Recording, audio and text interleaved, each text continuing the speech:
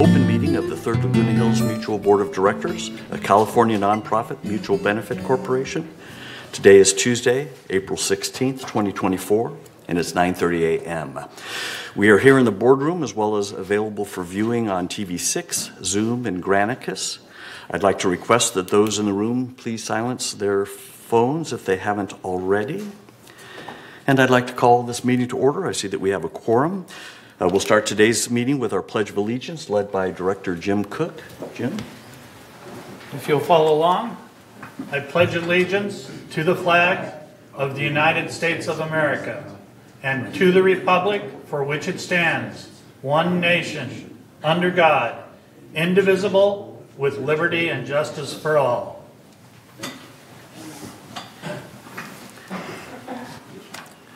Thank you, Jim. It's now time to approve our agenda for today. Can I get a motion to approve today's agenda? SK moves. Ira seconds. Thank you both. Any suggested changes to today's agenda? Okay. Seeing none, we'll consider our agenda approved by consent. We're now looking at agenda item 4 to approve the meeting minutes for 2 different meetings. Let's try to address these collectively. Can I get a motion to approve the meeting minutes for the 2 meetings outlined in our agenda package? Jim moves. David seconds. Thank you. Anybody have any suggested corrections or changes to the meeting minutes? Okay. Anybody have any objections to approving them as is then? Okay. Seeing none, we'll consider those approved by consent as well. Moving on to agenda item 5, report of the chair. Good morning, everyone. First of all, I'd like to introduce our newest third board member, David Vieneman. David was elected to the board during a special open meeting last Thursday to fill the vacancy left by Ralph Engdahl, who resigned from the third board at the end of February. Congratulations and welcome, David. Yeah. Okay. I'd now like to change subjects a little bit and talk about VMS. Even though VMS is a nonprofit company, at a high level, my expectation for VMS is that they operate like a for-profit company. In other words, I'm expecting VMS to operate as though, in order to stay in business, they would need to attract and keep external clients by delivering great service and responsiveness at a competitive cost. When I joined the third board 2.5 years ago, I thought that with my business and process improvement experience, I would be able to help figure out how to make improvements within VMS. I soon found out that this would not be nearly as easy as I hoped.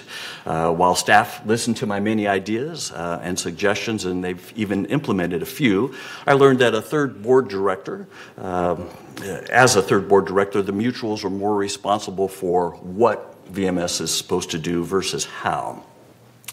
To be fair, VMS does many things well. This is a large community made up of people with different backgrounds, cultures, experiences, and expectations, and many of those expectations are met. But as president of Third Mutual, I hear more than most about many things that VMS could improve on. So if the mutuals don't have a say in how VMS operates, who does? I would contend that it is the responsibility of the VMS board to provide oversight, direction, and assessment of the operations of VMS. The VMS board is made up of 9 directors, 3 representatives each from Third Board, United Board, and the GRF board. And why am I telling you all of this? Recently, 2 of the 3 VMS directors chosen by the third board have submitted their resignations for personal reasons, effective at the end of this month. As a result, we're looking for 2 new VMS directors to represent Third Mutual. From Friday, May 3rd through Wednesday, May 22nd, we'll be taking candidate submissions to fill those 2 VMS director positions. One term expires in December of this year, and the other expires in December of 2026. VMS is a business corporation, not an HOA mutual, and as a result, I believe that the VMS board of directors might have skills and traits that would be a little bit different from those of mutual board directors. During agenda item 11F today, this board will openly discuss the experiences and traits we think we should be looking for in our VMS directors.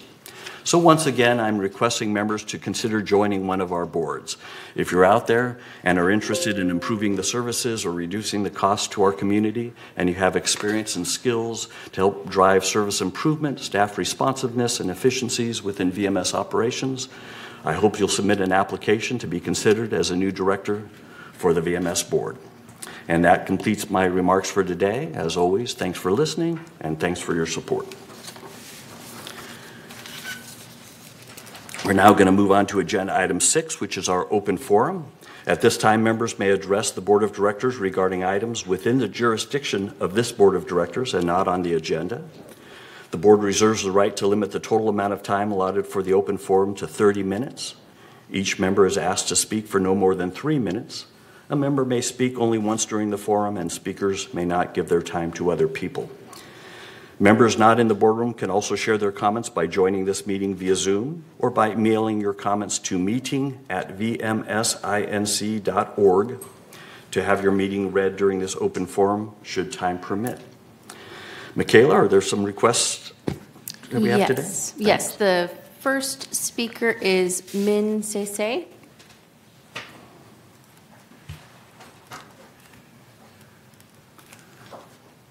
Mr. Laos, members of the board, good morning. My name is Min Sese, 3096 Via Serena North, Unit A.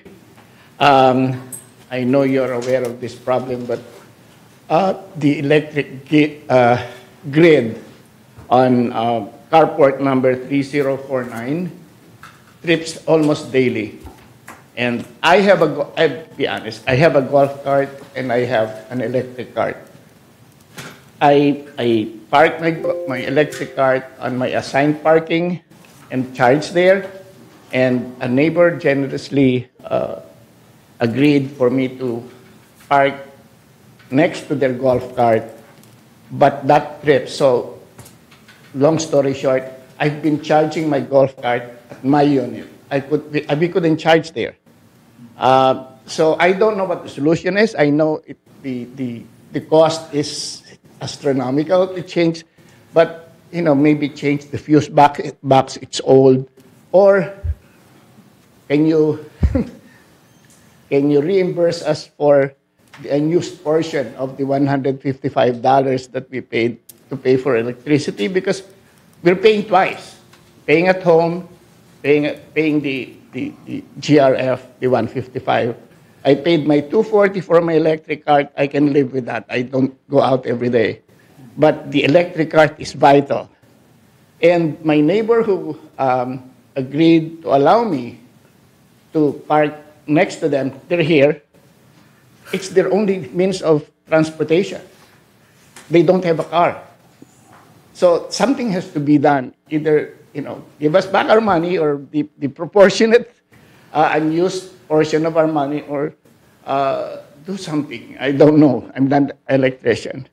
And the other item I wanted to ask for is, there's a deep pothole on Via Serena North intersection of Via Vista. It's been there for more than a month. Sometimes there's a yellow cone, indicating that there's a pothole to avoid. Sometimes there's not. Today there is, and it's right in the pothole. The cone shows only about this high. You can imagine how deep the pothole is. I've called this in twice. The last time was 2 weeks ago, and still it's there. It's dangerous. It can damage rims or tires, or cause an accident. I avoided. It's in the middle of the road, so I avoided by going to the other lane, the wrong side of the road, to avoid the pothole. If you can please. Sir, can you give us the intersection again? It's on Via Serena North, right at the intersection of Via Vista. It's right by gate 8.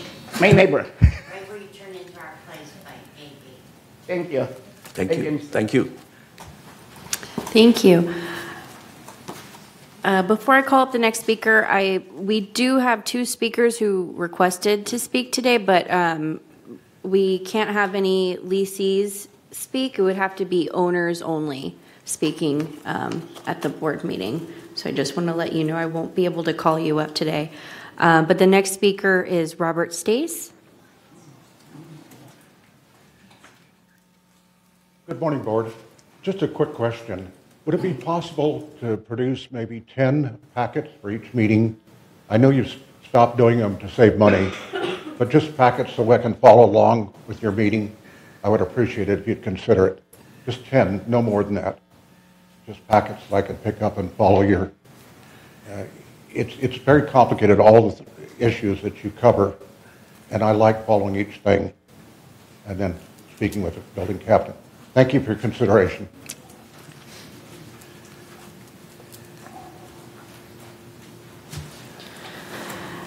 Next speaker is Greg Costines. Good morning.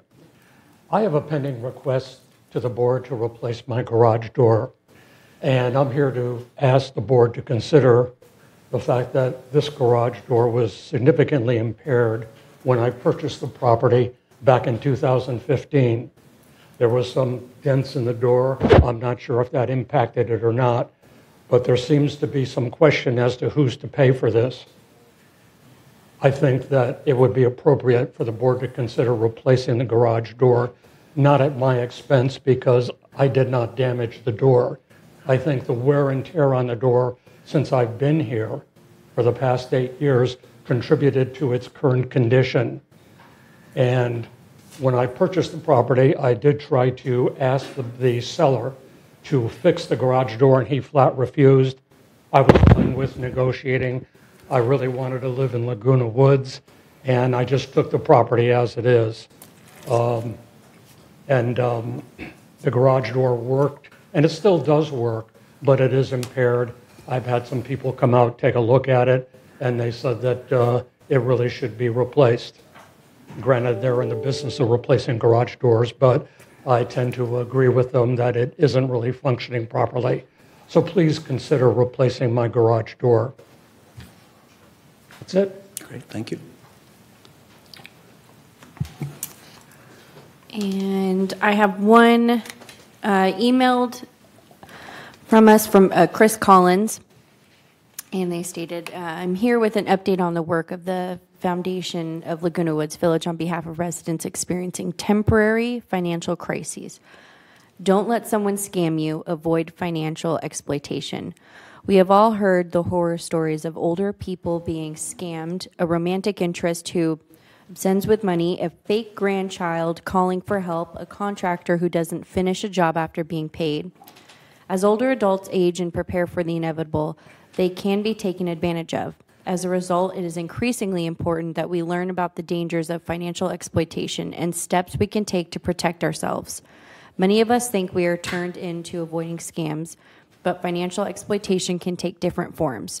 The next broadcast in the Foundation of Laguna Woods Village's televised series, entitled Planning for the Inevitable, will look at these issues, since older adults can be vulnerable to financial exploitation. Because of physical limitations, lack of transportation, and a more limited circle of people, older adults need to become more sophisticated about protecting themselves. Do you know what steps you can take to protect yourself?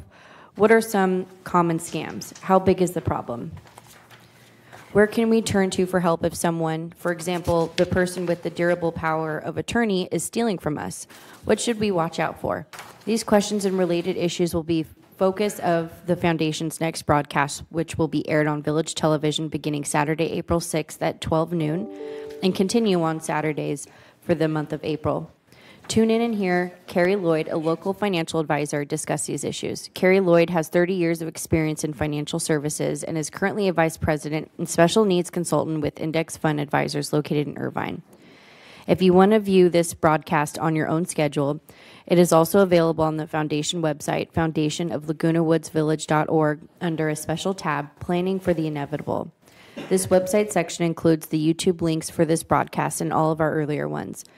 If you have any questions about this topic or the upcoming broadcast, please contact the Foundation at 949-268-2246 or foundation@comline.com. For more information about the Foundation, please go to our website at foundation of lagunawoodsvillage.org. Please note that donations can always be made using PayPal or a credit card on the foundation website. And that is all for open forum. Okay, thank you. Anybody have any thoughts or responses? I have a question. Before I have them? And you are? Laguna Woods. The question I have is, because I lease, I can't speak. That is correct. This is a members meeting, not necessarily residents, but I'm happy to try to find you after this meeting and chat a little bit with you about what you want to say. Thanks. Thank you. I'd just like to get the address of the garage door. Yes. Mr. Costine's address, do you have that? Yes, I'm just going to Paul. 3436P. What? 3436, what was the letter? P is P in Paul. is Paul, all right, okay. And the street? The street, Mr. Costine's? Pardon? What street do you live on? 3436 Bahia Blanca West. Bahia Blanca West, great, thanks. So we'll take a look, Thank you. I and see appreciate what's what you can going do. on, if nothing else, and get back to you, definitely do that. Okay. Mr. Stace, we'll look, there are other ways to get the, ahead of the meeting, you can get the agenda package online. We're trying to save paper. You mentioned, 10 copies. Sometimes 10 people don't show up. There's 5 copies. So we'll take a look and see what we should do about packages for the meeting. And Mr. Sese, we'll take a look at both of your issues as well. The electric, I'll have ask staff to kind of take a look and see what might be able to be done. We'll look into reimbursement as if that may be appropriate, and definitely look at the pothole as well. Thank you. Thank you. Thanks for bringing them up. Yes. Yeah, I just wanted to say, Mark, regarding the what we give out at the meeting, it's something. There's the agenda, the notice and agenda is a 3-pager this month. It's not a lot of paper, and it allows people to see the sequence of things we're going to be talking about. So we might consider just having a few copies of the agenda, the first 3 pages, and then you can know when to step out if something doesn't interest you. What I'm saying is, when the thing that interests you is coming up, and you can plan your day accordingly.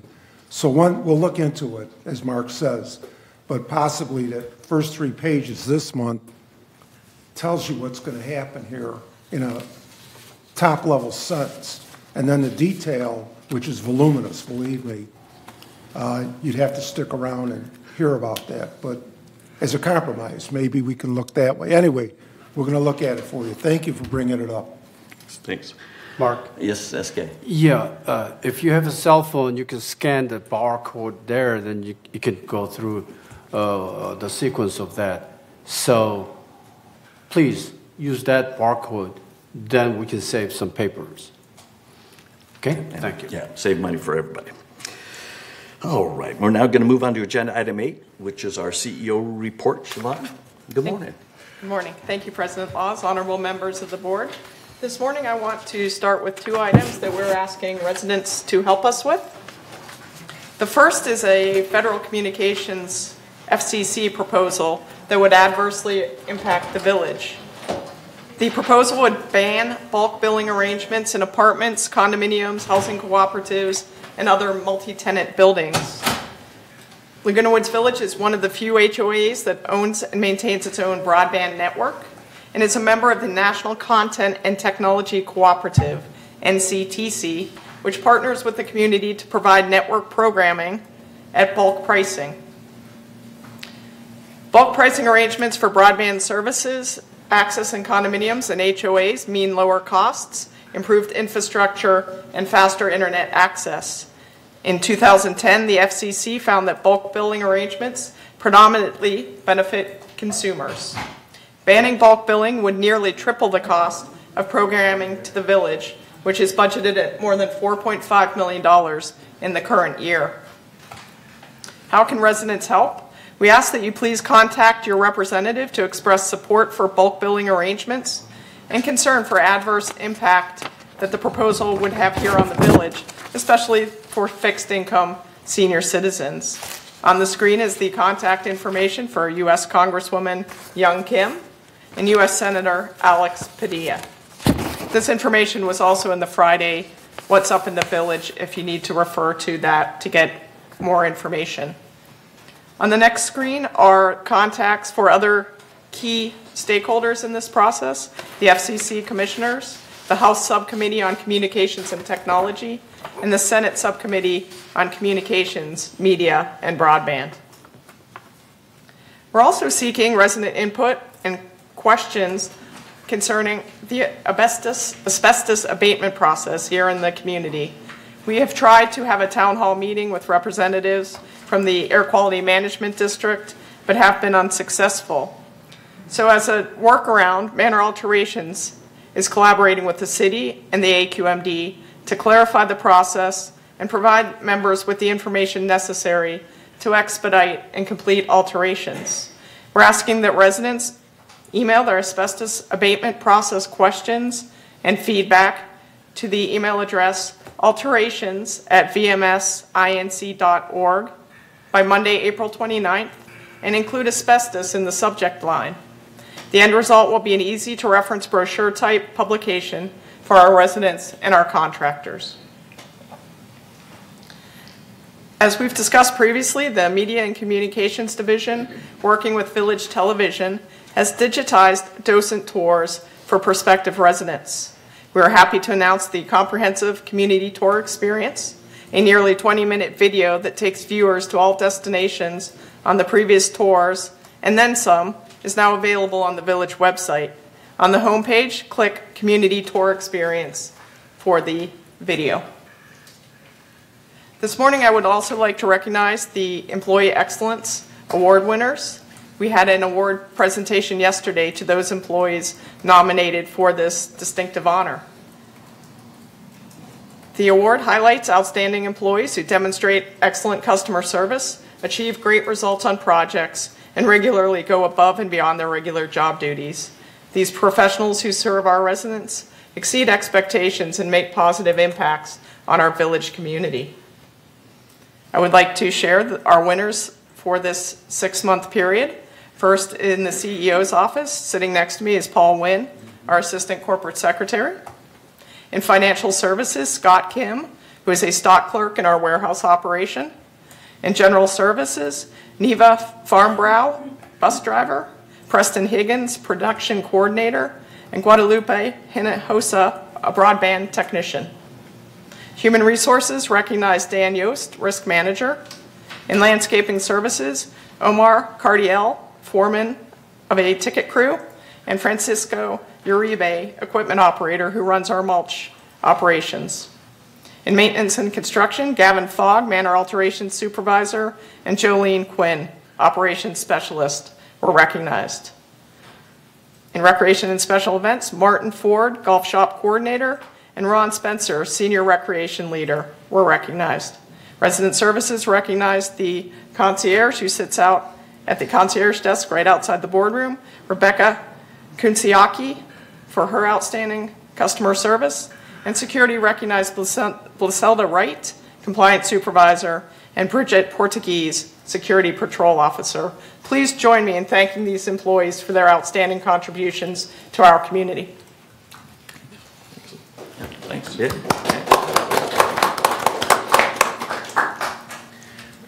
Okay, thank you. Anybody have any questions for Siobhan? Just one comment. Okay. The people who don't use this address as their permanent address but have another location, they might want to also write their congressmen and senators about the bulk. That is true. Thank you. Okay. And is writing your congressman the only option? I notice there's no phone numbers. Is there? Do they Yes, not take calls? We can provide phone call numbers. We can. Okay. Yeah. Okay. Any way to Okay. contact them is. Okay. If you can give me their phone numbers, I'll try to get that out to the folks. Reza? Usually for this kind of thing, we prepare a kind of standard letter, and then everyone can access that and sign it and send it to the congressman.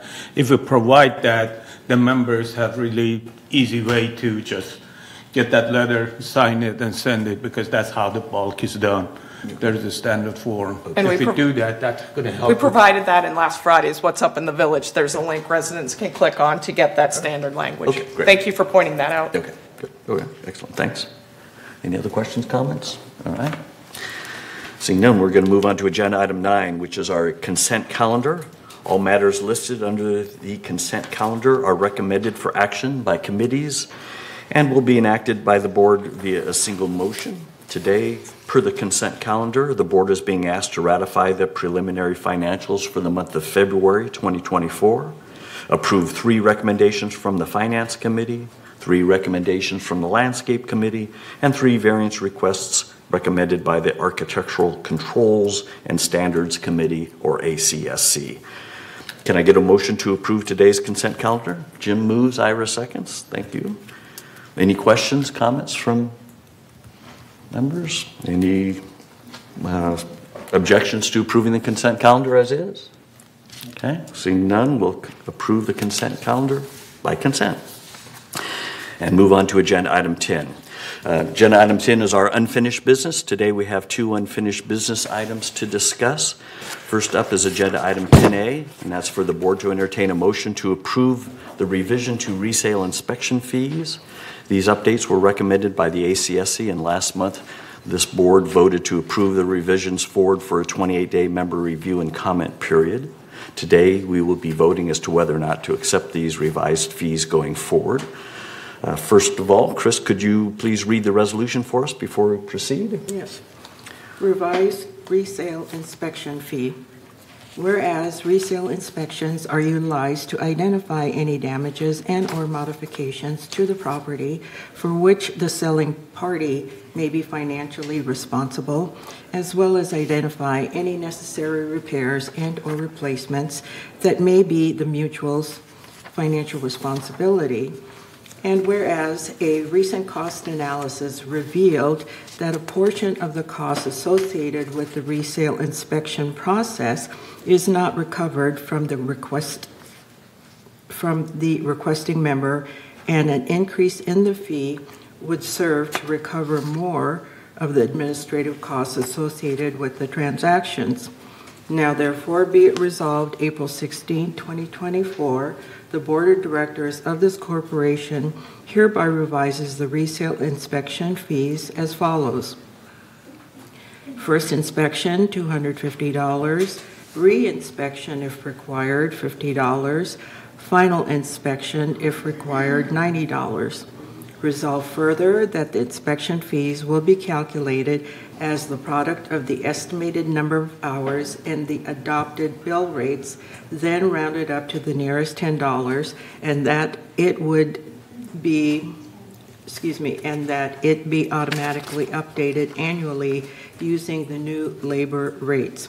And resolve further that each charge will be billed separately, and resolve further that when a progress inspection is requested or when a request for final inspection fails, the member may be charged a reinspection fee. And resolve further, no fee will be charged for a final inspection if, after the first inspection, it is determined that there are no corrections for the member to complete prior to the close of escrow. And resolve further that the first inspection portion of the fees will be billed as a chargeable service to the seller upon completion of the first inspection, and the reinspection and final inspection portion of the fee will be collected through escrow upon closing. Resolve further, Resolution 03-07-119, adopted December 18, 2007, is hereby superseded and canceled. And resolve further, the future revisions to the resale inspection fee will be included with the annual assessment letter packet that the Finance Department issues every year in November under the Architectural Review Procedures section of the annual policy statement. And resolve further that the officers and agents of this corporation are hereby authorized on behalf of the corporation to carry out this resolution. Thank you. That was a long one. All right. Can I get a motion to approve the revised inspection fees before we discuss them further? Jim moves. SK seconds. Thank you. As you'll notice, board members, the version read was slightly different from what was in the packet. You should have gotten a little update there with highlighted what was added. Any questions from board members regarding this? Yes. What's in a word? Inspection. What does that mean? I can tell you from personal experience, I lived in Costa Mesa and I bought a home and got an inspection as part of the buyer-seller process.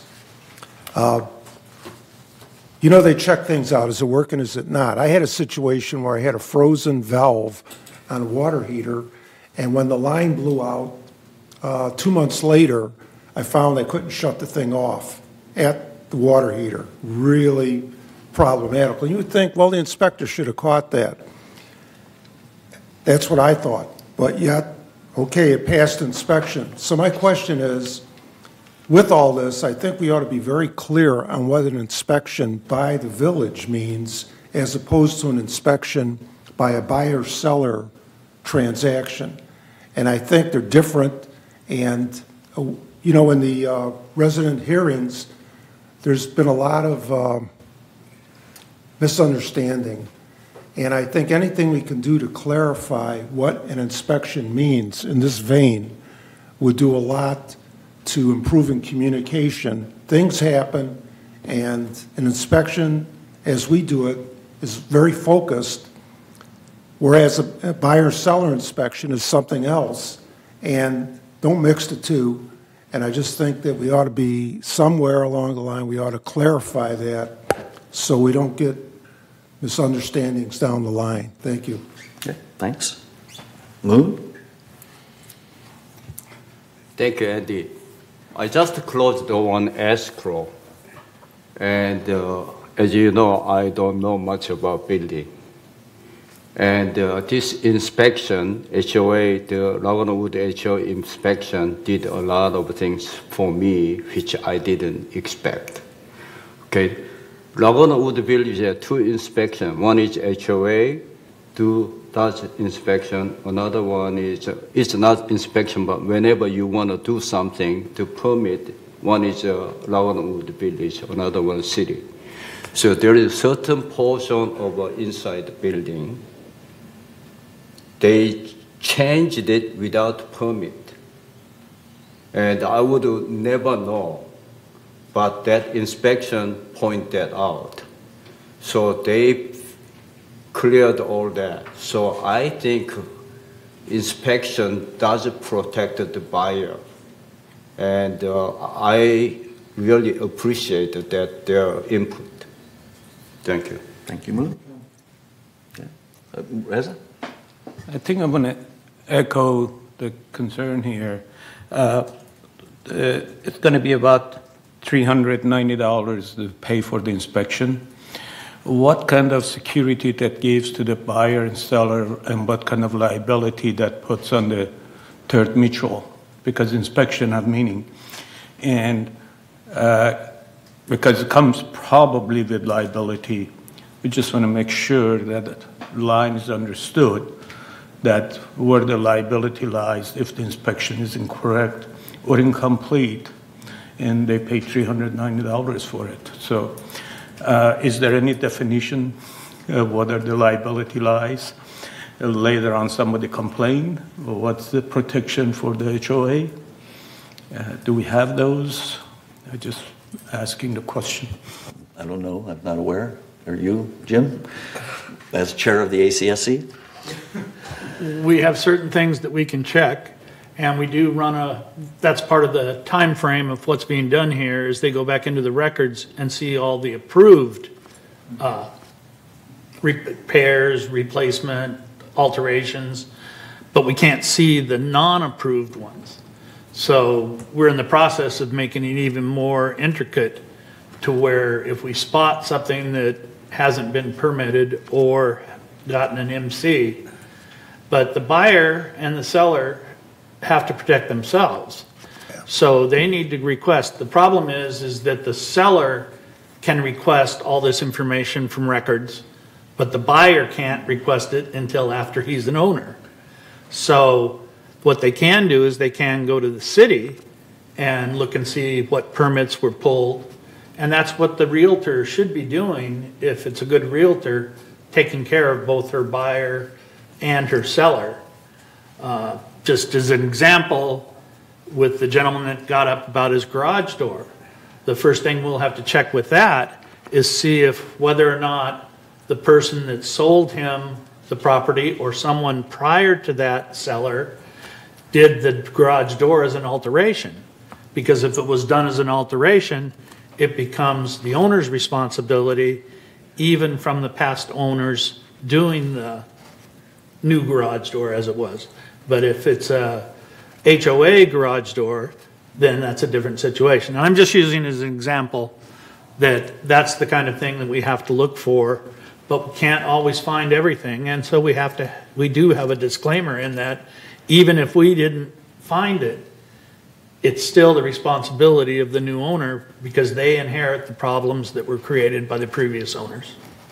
Yeah, that clarification is needed for people to understand where the liability lies, because, you know, HOA cannot accept all kind of liabilities if the record is not there or there is a problem. So I think if everyone understands that, the buyer and seller are going to do better due diligence at their levels before it comes to the HOA issue. Thank you. Thanks. Yeah, in my case, there's about 3-4 items the seller never passed the inspection.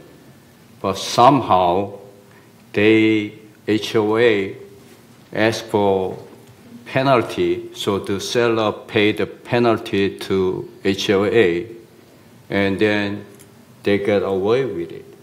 So I'm getting those 3 or 4 items which did not get passed.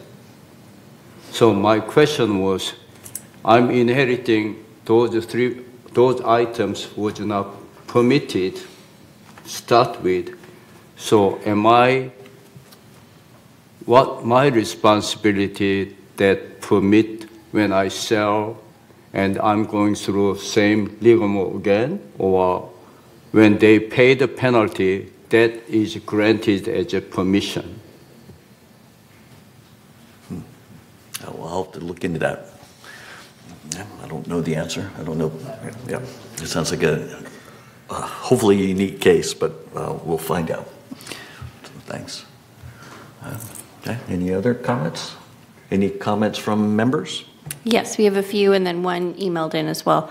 The first one's for Stuart Hack. Good morning. My concern is these non-permitted changes made to the units. And the question is whose responsibility that is. It seems to me we have an issue here of at what point are these grandfathered because Third Mutual has not discovered them. There's got to be a point where the new buyer takes on the unit and is not responsible for non-permitted changes to the unit that were not picked up by an inspection. And I don't mean this in terms of liability. I mean, it's when does the statute of limitations run here on a non-permitted change to the unit? And when this was originally discussed, this was a large issue, and so I originally signed up because I wanted to discuss this. That I think this is the point in time where the inspection responsibility should be carried out by Third Mutual. If you don't pick it up here, it's over. It is grandfathered. Otherwise, why are you there inspecting? If you don't find it and you don't disclose it to the buyer and you don't get it resolved at that point, why are you there inspecting? Thank you. Next speaker is Greg Costines. Yeah, just a quick note for the board to keep in mind that in my particular case, when people came out to take a look at the garage door, it seems that one of them jumped at the conclusion that this was a replacement garage door because they saw a sticker, Besser Garage Door. And I called to his attention that this was a company that came out and took a look at my garage door. I hadn't replaced it. As far as I knew, it was the original, excuse me, the original garage door that was there. So because there was a label on it, that was just somebody visiting and advertising. Just a quick note. Okay. Yep. We'll look at the files. All right. Thank you. And then we had one person email it's from Teresa Kennedy, and they said, I am writing to the board to request you disapprove the proposed resolution to increase the fee for resale inspection under item 12 today for consideration. Thank you. Okay, that's it. All right. Okay. Reza, do you have something you want to say? Yeah, I think when we were discussing this issue, I remember in the Architect Control, we mentioned that probably one thing that need to be done, that at the real estate level, when the transaction taking place, a section need to be added for the seller to inform the buyer if any unauthorized alteration is done to the unit, and they sign both sides of it. That means the liability transfer to the seller, and if the buyer discover unauthorized where the seller said none was done, they can say, I don't know. That open up the discussion between seller and buyer, or if they say none, then the liability always lives between the buyers and seller rather than the HOA. I think if we push that into the real estate agreement between the buyers and seller, I think we can get ourselves out of this, If, for example, the garage door, the seller said, I didn't, it's not alteration at all, and then now we find out it's alteration, that's one issue. If it's, it says it was alteration, that, it's done deal. So I think if we push that to that level and we ask the real estate to add that to their, I think Jim also agrees with that, that might help us to, kind of elevate that issue a little bit. Okay. Okay. Good discussion about what is an inspection, who's responsible for it, all that kind of thing. I know, as Jim mentioned, he and the ACSC team are still looking at inspections. What we're trying to vote on today is whether we should recoup the money that the mutual is spending because we're now subsidizing resale inspections, so that versus having the person that is selling the manor pay for it. So that's really what we're trying to talk about. And that's what this specific agenda item is. So again, I will work with Jim as the chair of the ACSC to try to make sure that we're clear about roles and responsibilities, get Mr. Hack's comments in there about grandfathering and at what point in time, get Moon's situation in there as far as it sounds, from what I thought I understood him saying, some unauthorized alterations were somewhat approved somehow, but maybe not in the correct fashion. So we'll talk through all of that and work that through the ACSC. But in the meantime, we want to vote on whether or not, and again, you can vote no if you want to, whether or not to approve these fees so that the seller is paying their fair share for what we're currently doing. That's the idea. Moon? I think Reza's point is really clear. So we're going to have the liability to the seller. That is a great idea to me, or to my mind, but once in a while you have problem is if the deceased resident and then the children took over. They never lived there, so they don't know what is going on. But I think at least the seller needed to be liable, so HOA, through the mutual, can get away from liability. And then the third point, and grandfathered, we just cannot So I didn't know anything about it, but that doesn't mean they can be grandfathered. What they did wrong is wrong. Somebody have to be responsible, needed to be corrected. And then in my case, they paid to HOA, Third Mutual, and they get away with it. I'm inheriting all those problems right now. And so those needed to be very clarified, and maybe seller have to be responsible. They cannot just get away, pay a few dollars to the HOA, and then they are gone. Thank you. All right. Anything else? All right. I guess it's now then time for us to vote. We've gone through all the comments. Again, we're voting as to whether or not to approve these revised resale inspection fees and start assessing them going forward. We're going to do something online, perhaps.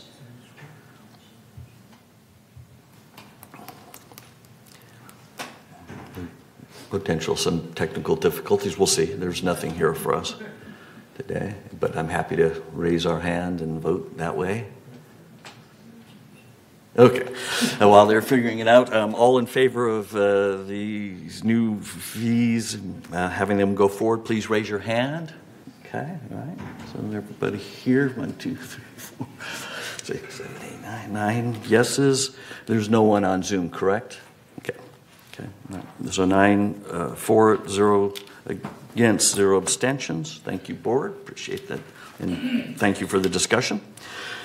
Our second and last order of unfinished business is agenda item 10B, and it is for the board to entertain a motion to eliminate standard 8 for personal lifts and elevators. These updates were also recommended by the ACSC, and last month we also voted to approve this elimination and place it forward for 28-day member review and comment.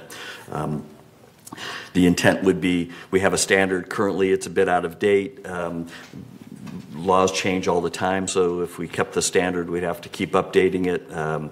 The intent of eliminating it is if the situation should arise that somebody wants a personal porch lift or elevator, that we would take it as it comes in and address it kind of a one-on as requested versus having a standard in place. So that's the intent. So Chris, can you please read the resolution for us? Yes, elimination of standard 8, porch lifts, elevators. Whereas Architectural Control and Standards Committee recognizes the need to review standards as necessary, and whereas the Architectural Control and Standards Committee recognize the need to rescind standard 8, porch lifts, elevators. Now, therefore, be it resolved April 16, 2024, the Board of Directors of this corporation hereby rescinds standard 8, porch lifts, elevators, and resolve further Resolution M3-96-25, adopted March 12, 1996, is hereby superseded and canceled, and resolve further that the officers and agents of this corporation are hereby authorized on behalf of the corporation to carry out this resolution. Okay, thank you, Chris. Can I get a motion to approve the elimination of the standard before I discuss it further? So Jim moves, Moon seconds. Thank you. Any questions, comments on this? It's fairly, hopefully, straightforward. Any member comments on this? All right. Yes, one member comment from Greg Custines. I just want a clarification on my understanding what I heard. What I heard is that a homeowner, a condo owner, should never replace an item that HOA is responsible for, because if he or she does, then all future owners of that condominium will be responsible for that particular item, even if the replacement of the item is totally in conformance with what the HOA approves. So, for example, if there's something wrong with a door and the HOA is responsible for the exterior of the condo because it is a door, and the condo owner makes the mistake of replacing the door himself instead of letting the HOA do it, then all future owners of that condominium are responsible for the replacement of that door if anything happens to it. Is my understanding correct? Yes. Yeah, that sounds correct, yes. Yep. Normally, the replacements are to improve it versus it's broken, but yes, essentially, that's right. Okay. So I just want to make sure I never would replace anything that the HOA is responsible for because it gets everybody else on the hook for that particular item. Thank you. That's right. Yeah. Yes, I think the Director Carini brought up that responsibility or to let the seller, the volunteer, itemized all those items which, didn't get any permission. So that responsibility does go to seller. But problem is, once in a while, you don't have a seller. You have a seller who never lived there, and they don't know anything about that building. Like this is the father, mother passed away. They just inherit the building. They don't know anything about. But except that, the seller have to be responsible, as Ray just point. And I'm all for it. But we have not made any resolution, so we may go that direction. But I do agree with you.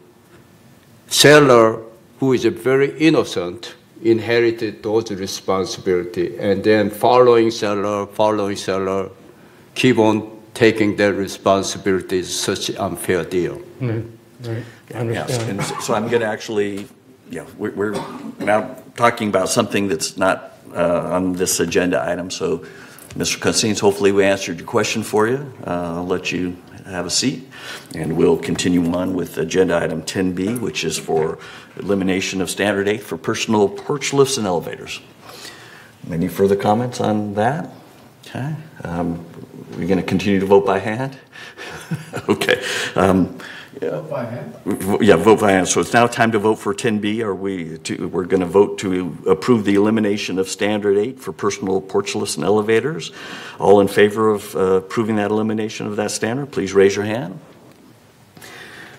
Okay, all right. And Rizzy, you can do a little better than that. Come on. Come on. Get that shoulder in there. There you go. Thank you. Okay.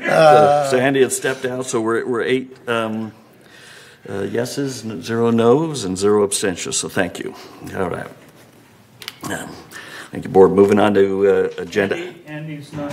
Yeah, right. Andy's not here. Yeah, okay. So put it up on the board. Okay. Yeah. So it's just 8. All right. Thank you. I didn't even look at that. We're now moving to agenda item 11, which is for our new business items. Agenda item 11A is for the board to entertain a motion to approve the revision for standard 37 for patio and balcony covers and awnings.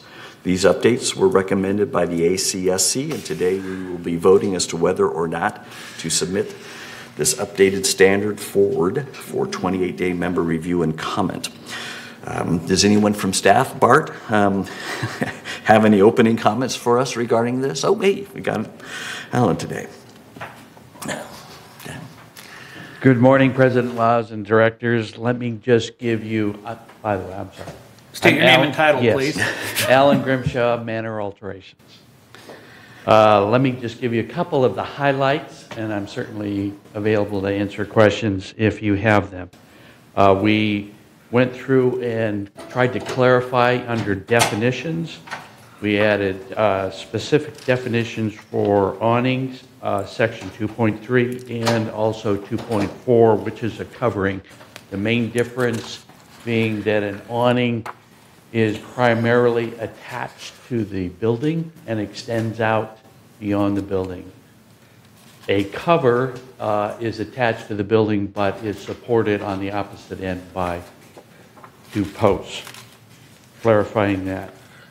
We also went through, under applications, section 3.2.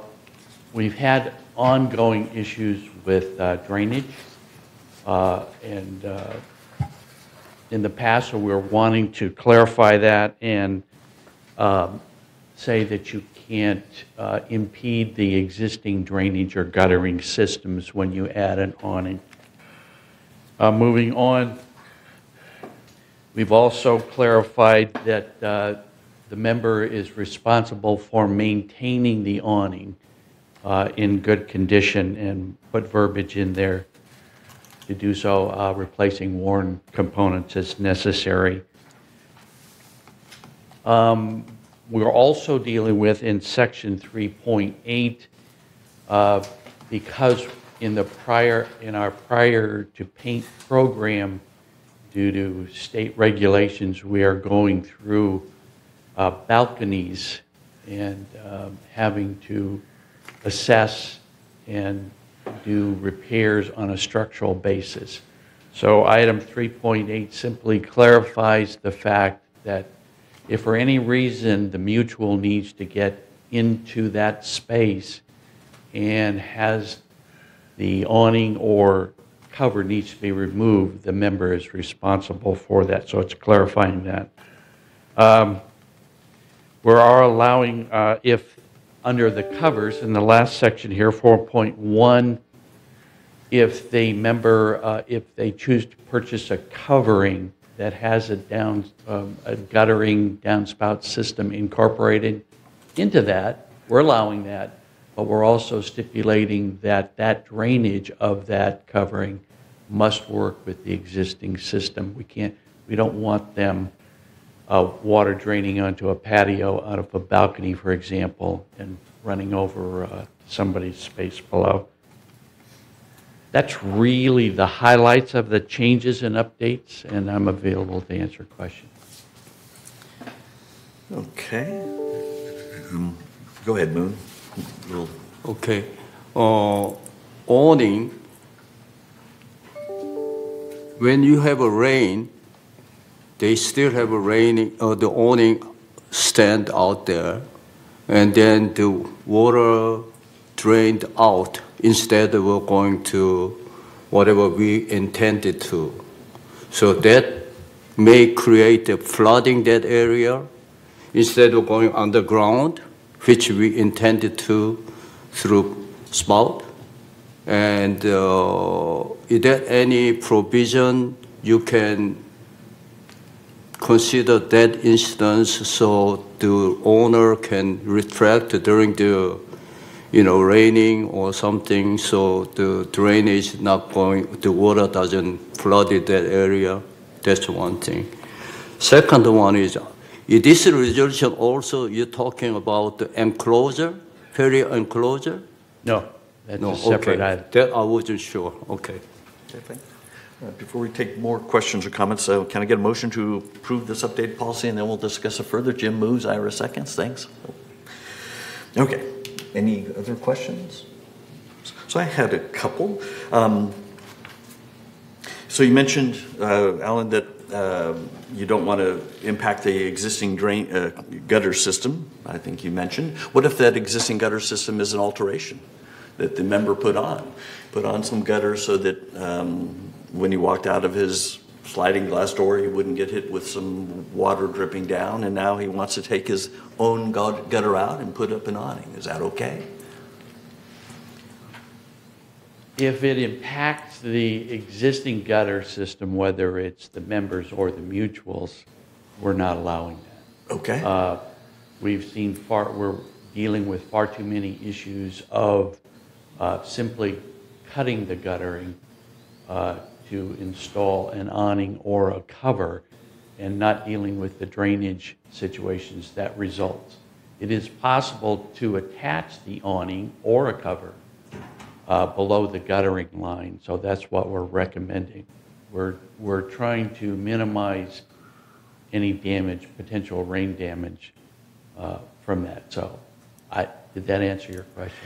It did. Didn't answer it the way I was hoping. I would hope that we'd be a little more open to working with the member, and if we could come up with a solution that doesn't negatively impact the drainage, but also allows for the thing to be put, awning or cover to be put on, that we would do so, versus a clear-cut alterations to existing roof structure and drainage gutter systems are prohibited. That's a very clear statement, and I tend to like to think that we might be a little more open. Ira, you had some comment? Well, just on what you had brought up, Mark. Let's say I bought a home. Gutters were already on there. They were an addition by the previous owner.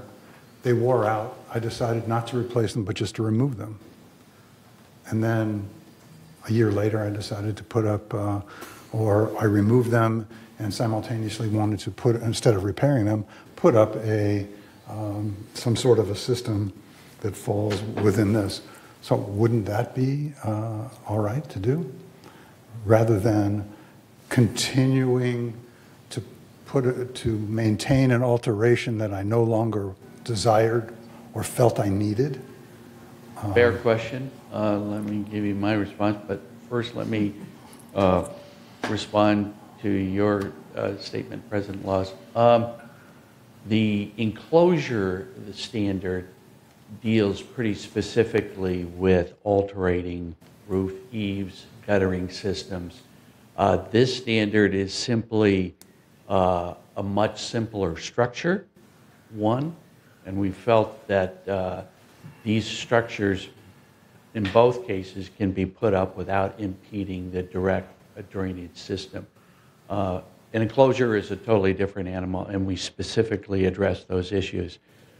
To answer your question, Ira, if there is no guttering system in place and a awning or a covering wants to be installed, then you're abiding by the standard because you're not impeding the existing draining system. Thank you. And if somebody had a, say, retractable awning with cloth covering, does this standard cover that? Yes, they're allowed. Okay, where would I? Sorry, I'm just he talks about color options for aluminum or certain colors for aluminum. Structural components must be aluminum. Color options for vinyl materials. So that's why I was asking. Just you talk about color options for aluminum, vinyl,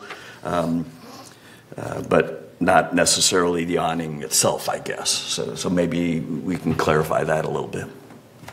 I can clarify that by telling you the overall intent of the standard, or any standard for that matter, is to give the member enough of a guideline so that they can enjoy the benefit of what they want to do. The intent here, color-wise or material-wise, is we want to maintain the integrity architecturally of the building itself. So within that guidelines, the member is free to choose in the beige range if they do want to do stripes. What we're trying to prevent is, pink, green, blue awnings that would detract from the overall architectural integrity of our buildings.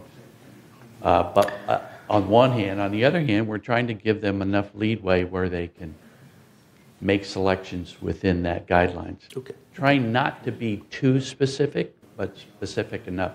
Okay, and so I would just ask you to look at 3.4 again, and just, again, it talks about color options for aluminum and color options for vinyl, not color options for cloth. So that's all. We can certainly review that and clarify that. That's all, I think. Yeah. And then I wasn't really sure why 4.0 was a separate thing, because covers, 3.8, for instance, you mentioned that removal of an awning or cover becomes necessary. You talked about that just moments ago, that it's a member's responsibility, but then you have something about covers as its own special section. You don't have anything for awnings as its own special section, so I just was a bit confused by that structure of this standard, but I understand what you're trying to get to. Moon? So this awning is permissible by the HOA, but do they need permission from city? If Yeah, that's a good question. I don't know, and I don't want to state anything that I'm uncertain about. It's not, well, let me just say that. I would need to clarify that, unless, Jim, you happen to know. I don't think under the city code, if it's not structural, but if it is structural, where you're going to put up posts to support the outer edge, then that would probably be, the city would require a permit for that. A covering, yes. Thank you. A covering, yes. Awning, I am just not sure of, because the awning is just attached to the... So what you're saying is enclosed is for sure, but they need the city permission, but awning maybe not. Is that what you answer? That's what I'm saying, but I also would need to clarify that. So he'll find out for us. We'll know by the next meeting if it comes to that. Any other questions? Right, Michaela, any questions from any members? Okay. So now we're being asked to vote as to whether or not to move this forward for 28-member review and comment. We've suggested perhaps a couple of tweaks to this that staff may do between now and then. But do we want to pursue it forward and get members' comments and vote on it again next month? That's what we're being asked to do. Okay. We've moved already, so now it's time to vote. All in favor, raise your hand. I'm happy to move it forward. Okay. We got all of us. Yeah. But thanks, Moon. Appreciate it. Okay. So that passed to put it on 20-day member review and comment period, and we'll move to agenda item 12B. To entertain a motion to approve updates to our temporary storage containers policy. These updates were recommended by the Resident Policy and Compliance Committee, and today we will be voting as to whether or not to submit this updated policy forward for 28-day member review and comment as well. I'm going to ask for a motion, and then we'll have staff update us as need be. And can I get a motion? Chris moves. I'm going to look this way first, next, and then Ira second. Thank you both. Now we can discuss it. Good day, officer. You have any opening comments about it, or are you just there to answer questions if we have them? President Laws, board members, I'm Dan Laurie. I'm an administrative security supervisor. I was just going to cover that we discussed, we presented on March 27th, the revised temporary containers policy to the Resident Policy and Compliance Committee. The committee and staff discussed the matter and suggested additional improvements pardon me, by clarifying the language, and the committee directed staff to update the temporary containers policy. And that's all I have. Okay, great. Anybody have any questions for Officer Lurie? All right, I do. So number 7, first page of the new policy, I think it's towards the bottom of the first page, or maybe at the top of the second page, I don't know. It states, temporary containers may be in place for a maximum of 7 days or until full, whichever occurs first. I'm specifically asking about pods. And then it added, any additional days needed requires approval. And at least 24 hours prior to the expiration date. My question is there truly a maximum number of days that a pod can be in place? When I think of a pod, I think of a pod being something that comes in, you fill it up, and then it goes back out and gets stored for a while until you need it again, and then it comes back. But I have seen some pods, and there's actually one in my neighborhood that has a little sign on it, and it says how long it's supposed to be there, and it says indefinite. So what can we expect as members of Third? Well, this is the discretion of the board. We would look at each incident case-by-case basis to, I can't provide you an exact number. That would be at the board's discretion. Okay. But it'd be a case-by-case basis. Okay, great, thank you. So right now, in your mind, there's no specific number of days. If somebody said they needed it for X period of days and you felt it was out of the way, and you as a security team would probably approve that, it sounds like. Is that a fair assessment? It's a fair assessment. But just because you haven't gotten more specific, thanks. Yes, All sir. right. Okay, great. Moon and then Reza. Go ahead, Moon. Okay. You know, lately a lot of new buyers doing small renovation, but sometimes they do major renovation, which may take 3, 4, 5, 6 months. So you have limited to 7 days. Then let's say they take 7 months. Then how many times they have to do? 30 times they have to renew that. So as Mark pointed out, it is eyesore. But for the resident who trying to renovate, and they needed that job finished. So if you keep on bugging them, you renew every 7 days, and then there's a possibility it may be denied. What if it's denied? They want to stop the renovate? So I think, it is eyesore, but for the building renovation is a benefit for the mutual. So it is, in my mind, it is to be until that job well done. Thank you. Okay, thank you, Moon. Reza? Yeah, there are a couple of circumstances. I understand if somebody moving in and out and bringing the pot, that's one issue. That can be limited time because you don't move for months. You just bring it in, fill it up, go, or you bring your pot in and then unload it. But there have been circumstances in my neighborhood also, next to me, that people had water intrusion and they put storage in the driveway.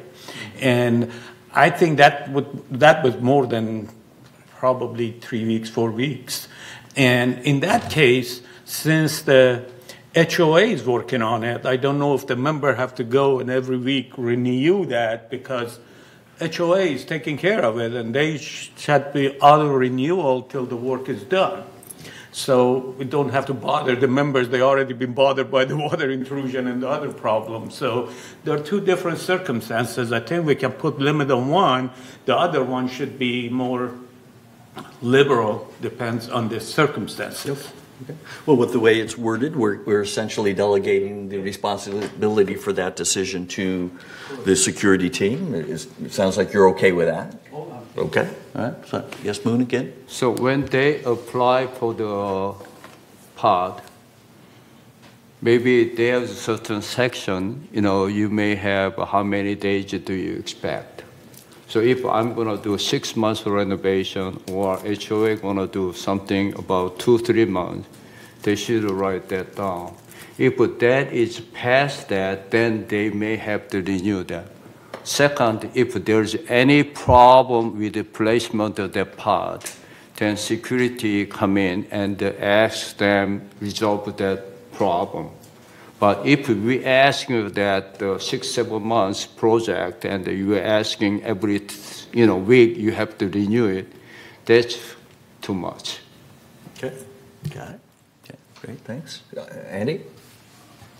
Yeah, as Reza said, there are pods and there are pods. I personally used the pod when I moved, and the understanding was for a week before the move, you're loading up the thing, then they come and grab it, and then when you get here, it's probably in a warehouse nearby, and they come and they drop it off, and you got a couple days to get it out. So that's one situation, and if you don't move that pod, you're going to pay for it. You're going to pay rent on it, and they want that pod because it's part of their business. Others mentioned here that people are getting pods because they're having alterations done. Yeah, it's okay for a couple days, but I mean, at some point it becomes unsightly, and then you got to wonder, is somebody working the system? Really. We all have to put up with this, but like you said, Moon, there's a place for it to a point, and I think the subtleties of this maybe are not fully understood here. But at some point, I think we have to give our security people some latitude in interpreting this to a point. Again, if it becomes a nuisance, then you need to write the policy more specific. It's pretty broad right now, but in fact, pods are different. So I just wanted to mention that we're relying on the security people to understand those nuances and differences and do what's right for the village. Thank you. Okay, thanks. Yeah. Jim? Yeah, I have a problem with number 8 where you're limiting the size and you're saying dumpsters may be limited to 3-yard size.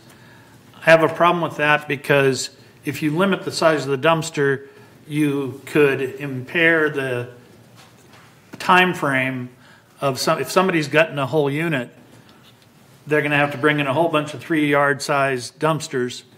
And I think we should not have a specification on the limitations of the size because a low boy is much bigger than that. And that's what you need to come in and tear everything apart. So we should not limit our members to less than what our own staff uses for the same kind of circumstances. So I just say dumpsters size, they're only going to come at a maximum size of probably 40 feet. And again, a low boy is much different than a regular dumpster. So I just have a problem with you limiting the size. I'm guessing that was done. I'm just kind of trying to think through that because we did talk about it since 3-yard was there and then crossed off and then is back. 40 feet, depending upon where in the village it is, could be very burdensome for all of the neighbors or many of the neighbors versus the small size. I think that's why we left it to May. That again, we're leaving it up to security to help manage what needs to get done, as Reza and Andy were talking about, versus the needs of the neighbors and the nuisances that it might cause. If it's a tight area, we might have to require smaller and more. But the reality is, if you have the larger dumpster and you're doing a full demo down to the 2x4s, generally that demo happens in about 3 or 4 days. Yep. And so you can get it in and out. If you limit the size, you're going to extend that time period because you're going to have to bring one in, take one out, bring one in, take I think one that's out. what the word may is for, is to give them the discretion to. But again, it's just may be limited, okay, but not put an actual size. Okay, all right. Okay, that might be okay, all right. May be limited due to surrounding areas and circumstances. Okay. Not necessarily. I like that. Hey, David. Quick question. Do we have any actual statistics on how long pods actually sit on the street when people bring them in? Are they sitting out there for longer than 7 days people are doing, or are they in and out in less than 7 days? I don't have that information. I can certainly try and get it. That'd be great, thank you. I know what I've seen is in some areas. So I live in Gate 11. 11's very open, individual houses, 2-car garages, big driveways. So I see them in driveways a lot there, and they're not impacting anybody. From a driving perspective, maybe the person across the street who has to look out their bedroom window might see it a little more often than they'd like, but that's, so I see them for long periods of time as I'm walking around there. I tend to walk around the neighborhood quite a bit in other gates and don't see them as much. So I think, again, security is taking all of this kind of thing into consideration, the amount of space, the amount of impact kind of thing. SK, looks like you want to say Yes, something. I had some instance at the gate 14, which is very limited parking space available. And one time was, I'm exaggerating a little bit, bigger than 10-foot container they parked, and it's extruded out to the driveway, or not driveway, but the kind of driveway, and it was impaired traffic in and out of the parking area. And I think that's the reason why I brought this up quite a few months ago about this issue. So I don't think it's for the gate 11 should be all right, but gate 14 case is a very limited space, so please consider that. Thank you. Yeah, thanks. Okay. Any member comments on this topic? Michaela? Okay. So it's time for us to now vote. We've had some good discussion. I think we've suggested a couple changes in the resident policy and compliance. We'll work with Officer Lurie on those when they meet next. But today we're voting as to whether or not to put this forward for 28-day member review and comment and start getting some members' comments as well on this.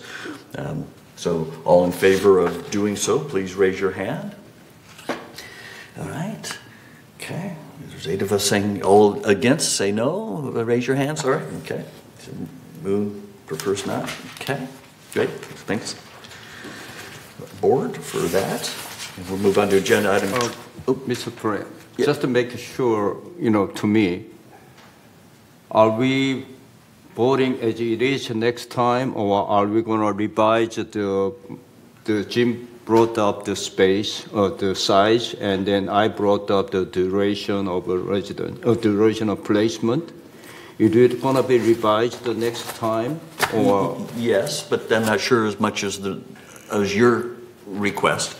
My point was 7 days. I had a problem with it, and then right. Jim had a problem with this size. Right. So I understand Jim's. Yours was 7 days. You seem to think that 7 days, every 7 days, they had to go and re-up, if you will. That's not the case.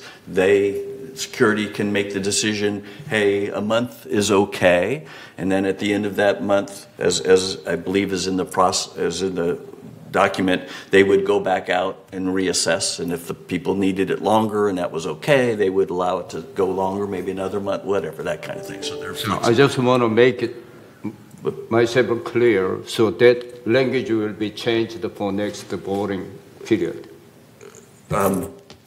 I'm expecting to change some language between now and the next time we vote, yes. Thank you. Okay. And if it's not changed to your satisfaction next time we vote, you can vote no again. Thank you, officer. Appreciate it. Thank you very much. Yeah.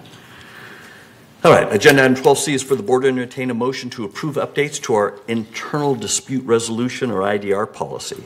These updates were also recommended by the Resident Policy and Compliance Committee, and who worked with the Third's legal counsel to clarify the process. And today we'll be voting as to whether or not to submit this updated process forward for 28-day member review and comment. Can I get a motion to place the updated policy on 20-day member review and comment? David moves and Moon seconds. Thanks. Any questions, comments? It's just more of the legal team looking at our existing one and suggesting some changes. Any member comments? Michaela? Okay, David, yes? I have one comment. I noticed that on the other policy revisions coming before the board, thank you. The other policy revisions coming before the board this morning, we had markup copy. Yeah. And we didn't have a markup copy on this one. It's just a request because it sure makes it a lot easier to try to understand what we're changing. And that normally would be what we would do, yeah. But that wasn't quite the way we got it this time around. So, okay. But thanks. Okay. Any other questions, comments? Okay. And again, no member comments, so time to vote whether to put this updated policy forward for 28-day member review and comment. All in favor, please raise your hand. Okay, so that's all of us. 9 yeses, 0 noes, 0 abstentions. Thanks. Moving on to agenda item 12D, as in dog, for the board to update or approve updated committee assignments. So there was one in our package, and so I'm actually going to highlight some changes to that. So as mentioned at the opening remarks, we have a new director who was voted into the board on last Thursday, which was after the package was put together. So have some new committee appointments. So let me just kind of walk them through for everybody. Would like Director David Wieneman now to be on the Finance Committee. And Reza, you were just kind of put on there when you joined as the last prior person. David has finance experience, so I'm asking Reza you to become an alternate, if that works. Wei Ming is one of the VMS board directors who's resigning effective the end of this month, so she won't be attending any more finance meetings, so that's why I have her crossed off. Adding David Vieneman to the ACSC, Architectural Control and Standards Committee. Ralph was on that before, and we just never replaced him. Same with the Landscape Committee, asking David to be on that committee as well. Asking David to be a 5th member of the Water Conservation Committee. David lives in a garden villa, so I think it's appropriate that he be on the Garden Villa Recreation Room Committee. So people call the Garden Villa Recreation Room, call it a subcommittee, it's a committee. So it's not sub to anything anymore, so it's now a committee. So you had a lot of other committees you're on, so I've moved you off of the Rec Room Committee and replaced you with David, adding David as an executive committee member since he's new on the board. So those are the changes to the 3rd mutual. On the GRF committee appointments, what was in your package was that I was moving off of the Community Activities Committee, but what I didn't highlight was that SK Park is going to take my place on that. Again, since David has finance background, I'm going to move him on to the Finance Committee, pull Brad off, and have Moon be an alternate going forward. And then add David as an alternate to some committees that didn't have alternates.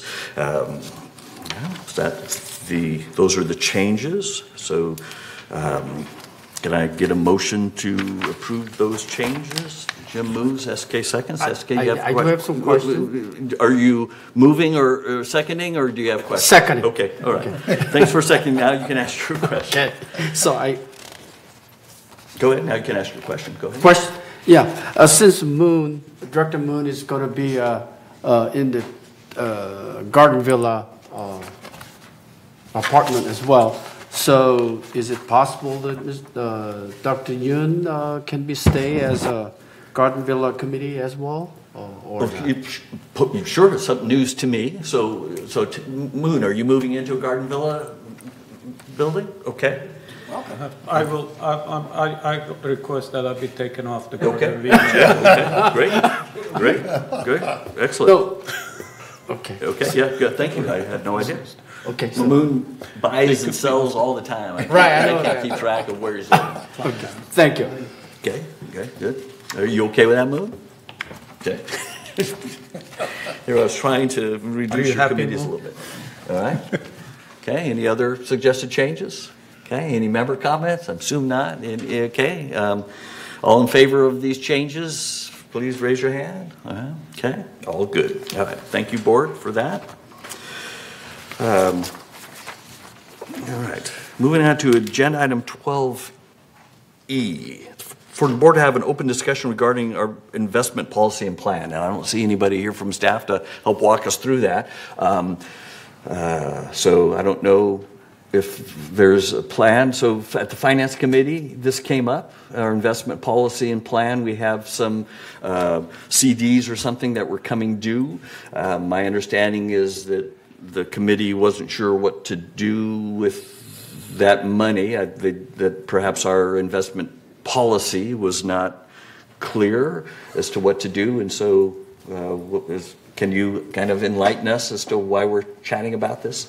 Sure I can. To cut to the chase on this, the real question is go short or go long. And we know that the Fed is entertaining dropping the interest rates. Right now we're getting really good rates historically on our investments. It's big money. The Fed, now this is an election year and it's just a different animal. The Fed in the past has been very accommodating to the current administration in the election years by tending to make money more available, and that's what lowering interest rates does. However, the federal government, the last couple of years, has spent a lot of money, and just like anything else, the more something, the less its value intrinsically, and we have inflation, and we have higher interest rates because of that, because lenders want to be compensated for the decrease in value because there's more of something, and that's what's happened with interest rates with money. So we have an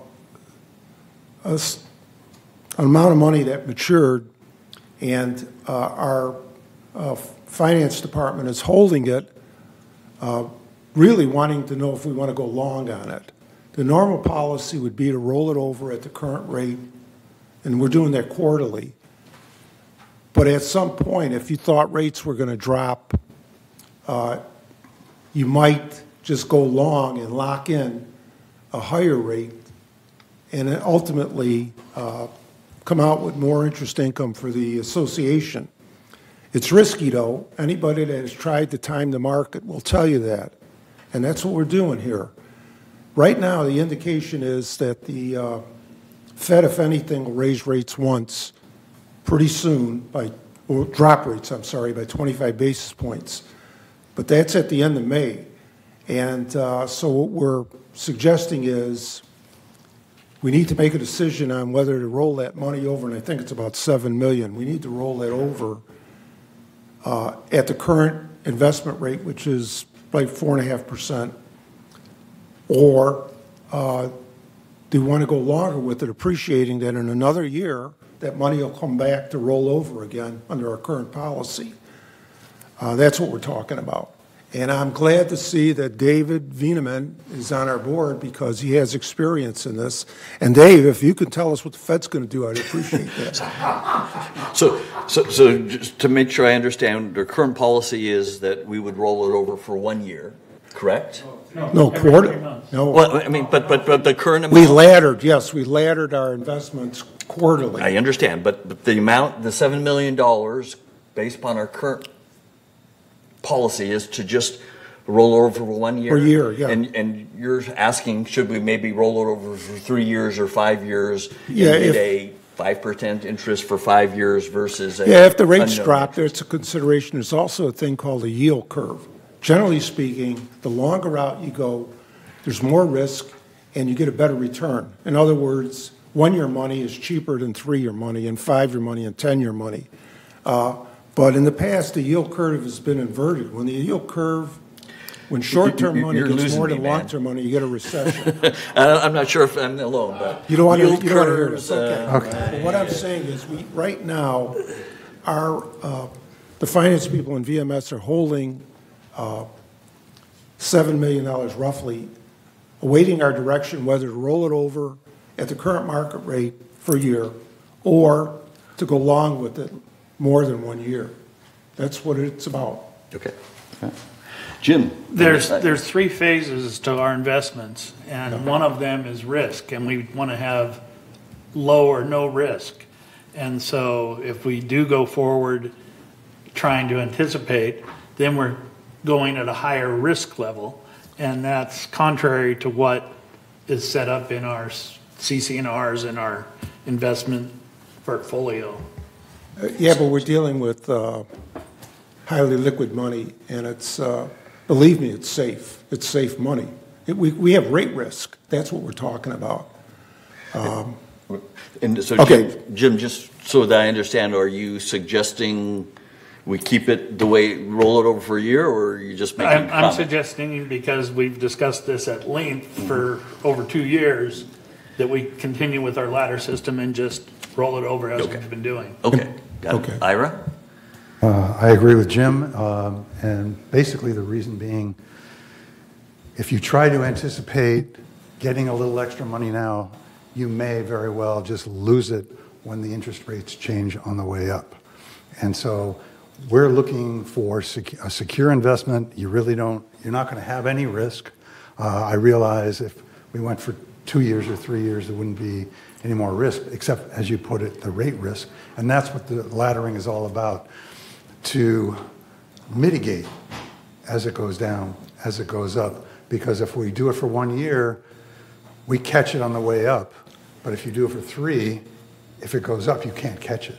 So no one can tell you when the rates are going to go down, when the rates are going to go up. It's guesswork. And if you do it, as we had talked about originally, every 3 months you just roll it over. Yes, you do see some decline, but on the other end, when the rates go back up, you get it back up quicker. So it all balances out in the end. Yeah, I'm going to go to David. I think he's got his hands up here. He's telling me a piece. So, yeah, it helps me if you kind of wave a little bit broader. There you go. Yeah. Maybe I can clarify a little bit. The question that I think the Finance Committee is actually looking at right now is not going off the ladder, because the ladder is the key, one of the two keys to our investment strategy. Safe investments to minimize credit risk, and keeping the length of those investments pretty short to mitigate interest rate risk. And I agree with Jim and Ira, the latter is absolutely key, and the last thing in the world we want to do is try to anticipate where the Fed's going next. I actually once did some consulting for the Fed, and I can state authoritatively that they're going to do one of three things. They're going to raise rates, they're going to lower rates, they're going to leave rates the same. And we don't have a clue what they are going to do. I have talked to these guys, and I don't even understand what they're saying. The question that Finance has actually brought up to the committee and that we're considering is not a tactical move to try to guess or go long, because our strategy is make no bets. And as fiduciaries, that's what we have to do. What the Finance Department is asking us is, if we want to increase what's known as the duration of our portfolio, okay? Right now, it's pretty short. It's a little over, the duration is a little over a year. United has a fairly similar investment posture to ours, except they have increased the duration of their portfolio. Now, that's not something that you do tactically rather. That's not something you do to try to beat the Fed. That's just something you try to do strategically. In other words, the duration is a policy that should be set every 5 years or so, and it's not a good idea to change it more often than that, and it's certainly not a good idea to change it in response to whatever happens to be happening in the market today. United is a little bit longer than we are, so Finance brought up, does Third Mutual want to consider extending the duration of its investment portfolio a bit? In order to do that and fulfill our fiduciary responsibilities, we'd need to do a little bit of due diligence. I think what we need to do is get a contingency analysis done on reserves and get an idea of what claims against our reserves are likely to be. Finance, I'm sure, can do that reserve analysis for us. And then I think we can start considering, okay, do we want to lengthen the duration of the investment portfolio at all, or do we want to keep it where it is? But the due diligence is critical, because we'll need to show we weren't making bets, this was a strategic decision, and we were maintaining our ladder. Does that make sense? Yeah, and in addition to that, by having it every 3 months come up, we have the liquidity of being able to use those funds if we need to. And that was all taken in consideration as part of the formula we worked out to come to the conclusion that we're at right now. See, I agree with you, everyone here. Very well said. I wish I had said it, but you're clearly an expert in it, Dave, and we welcome you aboard and look for more counsel in the future. And that's the thing, liquidity without being a penalty. In other words, we have to draw down our reserve from time to time. And really, if we got caught in a bind where it wasn't a great time to draw a reserve, down, and our investments kind of put us in a corner. We're going to have to take a hit because it's out of line with the current rates. By keeping this flexible policy, we don't eliminate all that, but we mitigate it, and that's what stewardship is about, mitigating this kind of risk. So, you know, personally, if you ask me, I think we just ought to continue on what we've been doing and roll the money over in our current policy. That's what I would agree. That's what I would suggest. Yeah, as David said, we have a fiduciary duty not to take too much risk. Shouldn't lose money. But we also have a fiduciary duty to make return the maximum or possible as much as possible. We have both sides of fiduciary duty, which is contradicting each other. We can just keep the money on my hand. We're taking to least or no risk at all. But nobody does that because we do need some kind of return. But that return needed to be the maximum is possible, not taking excessive risk. So we are trying to, you know, that, and David said that we have so many consultants coming in. So a simple idea is this. We had an interest rate for a long time, almost 1% for a long time. Somehow the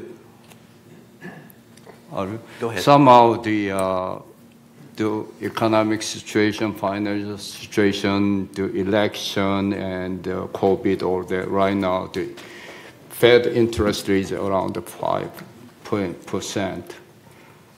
Nobody can see what's gonna go up and down.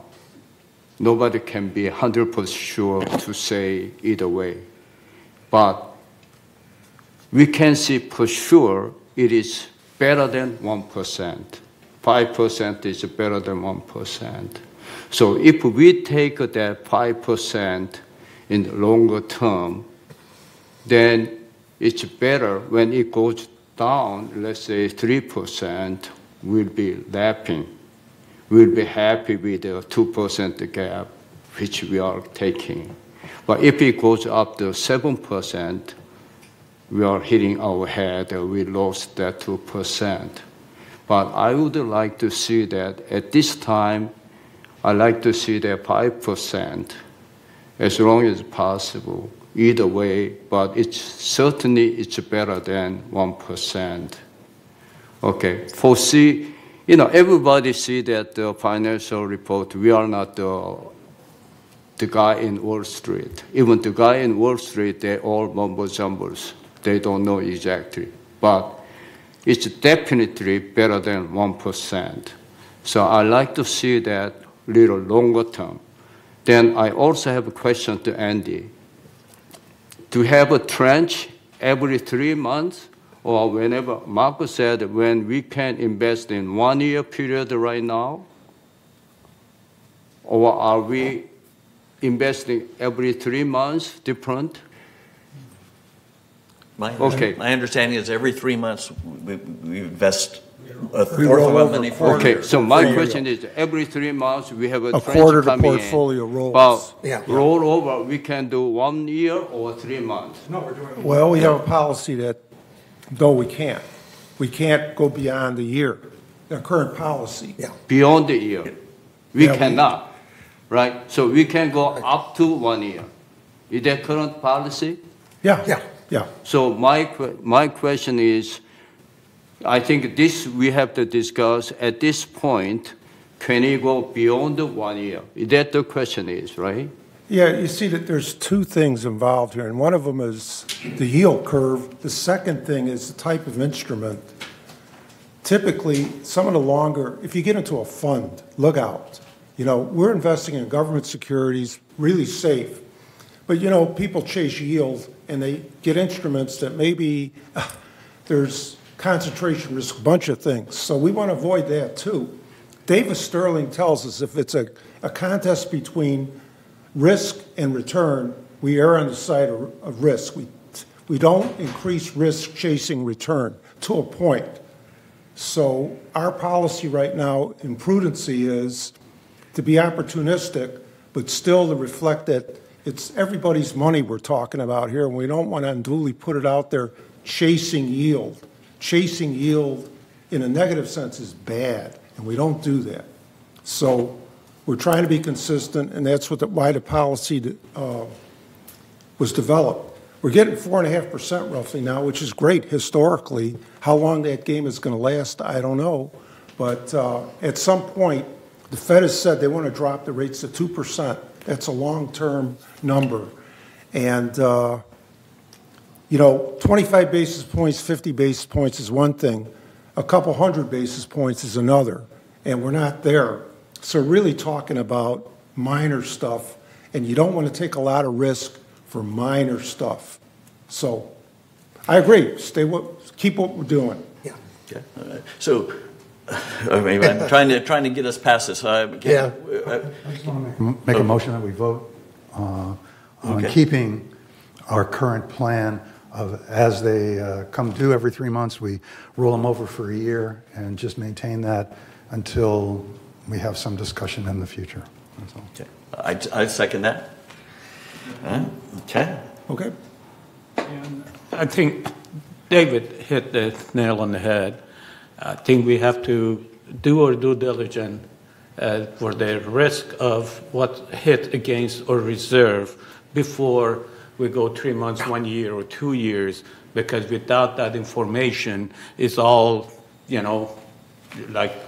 classic book things, and it really doesn't work unless we know what are the risks that we're dealing with and how much liquidity we need to have in order to do the investment right. So I suggest that we do that kind of due diligence, and that bring up to what is the next step. But meanwhile, we keep it going the way it is till we figure that part out. Okay. SK? Yeah, since we have yield curve inverted, that means the short term is a higher interest rate. Mm-hmm. The rate is higher with the short term. So I like to see maintain as current policy for the low. Normal yield curve, the shorter you are, the lower the rate. Inverted yield curve, short-term rates are pretty good. Historically, it's been a precursor to a recession. So yes, you want I a understand normal that. yield curve. As long as we have inverted curve, we should stay as is. No, I have as asked. long as we have a normal yield curve. At the last finance meeting, I have asked Steve. Steve's here now. So ask to give us information on how the United and GRF are doing. I haven't got that information. Can you tell us? Okay. All right. I'm not sure it matters. I'm not sure it won't change my vote. So I'm not sure if it'll change other people's vote. But no, we need information.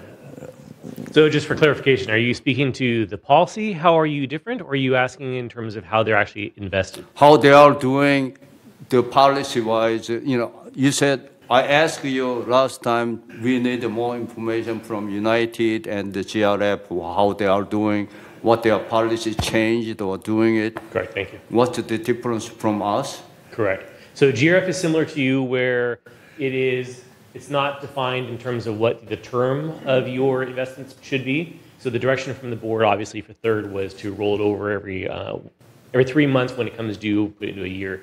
So United is different where their policy specifically states that they can put 20%, 25% in 5-year terms, 25% in 4-year terms, and then the rest has to be between 0 to 3-year term.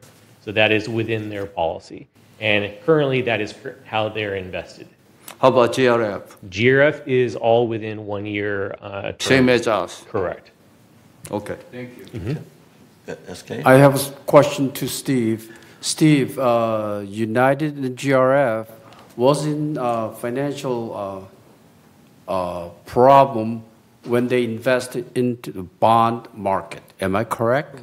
So all three corporations had similar investment policies and similar But we investments. came out pretty earlier than the other two, right? Timed it well to where you came out of the bond index funds before they went south. Correct. Right. So we were lucky on that respect. But I think the problem was, yeah, lucky or smart, I don't care. Sure. But the problem was they invested in the bond market index fund. Correct. So as long as we're not doing that, and the curve is inverted, we should be all right for 1 year short-term period. So I won't speak to future performance of the investments. So I would only encourage you to stick with your investment policy, but it's open to decide what that policy is going to be. Yeah, right. Okay, I understand. Thank you. So there's a motion on the table to keep things the way they are every 3 months, invest for a year. All in favor of that, to let the finance team go forward with that, please let it know, all right? 8 of us, all against? All right, okay. Thank you for that. Okay, all right. Thank you. So it was 8 for keeping the same policy that we have today, and 1 against. Agenda item 12F is for the board to have an open discussion regarding what experiences, qualifications, traits, skills, whatever the third board directors might like to see in our VMS board directors. This was suggested that this be a topic today. Thanks, Steve. Does anybody have any comments or questions about it? Any thoughts?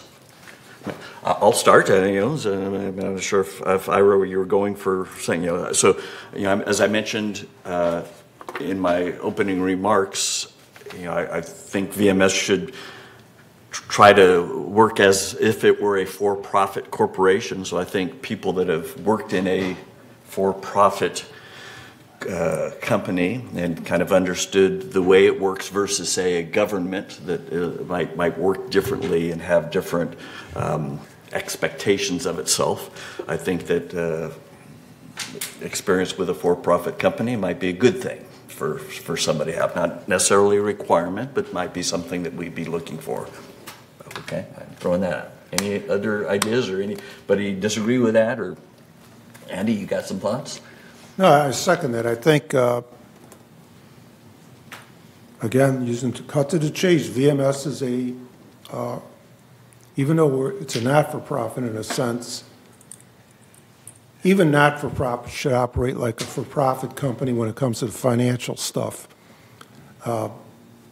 because they increase their resources. It's a survival thing. It's something they should do. So business experience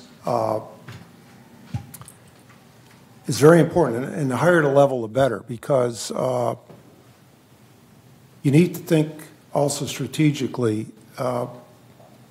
If you're set up a certain way, I mean, you could have a conflict internally with the way you're set up for what you want to be. So there has to be a little bit of strategic thinking to, in effect, to use a cliche, to right that ship and getting it in the right direction.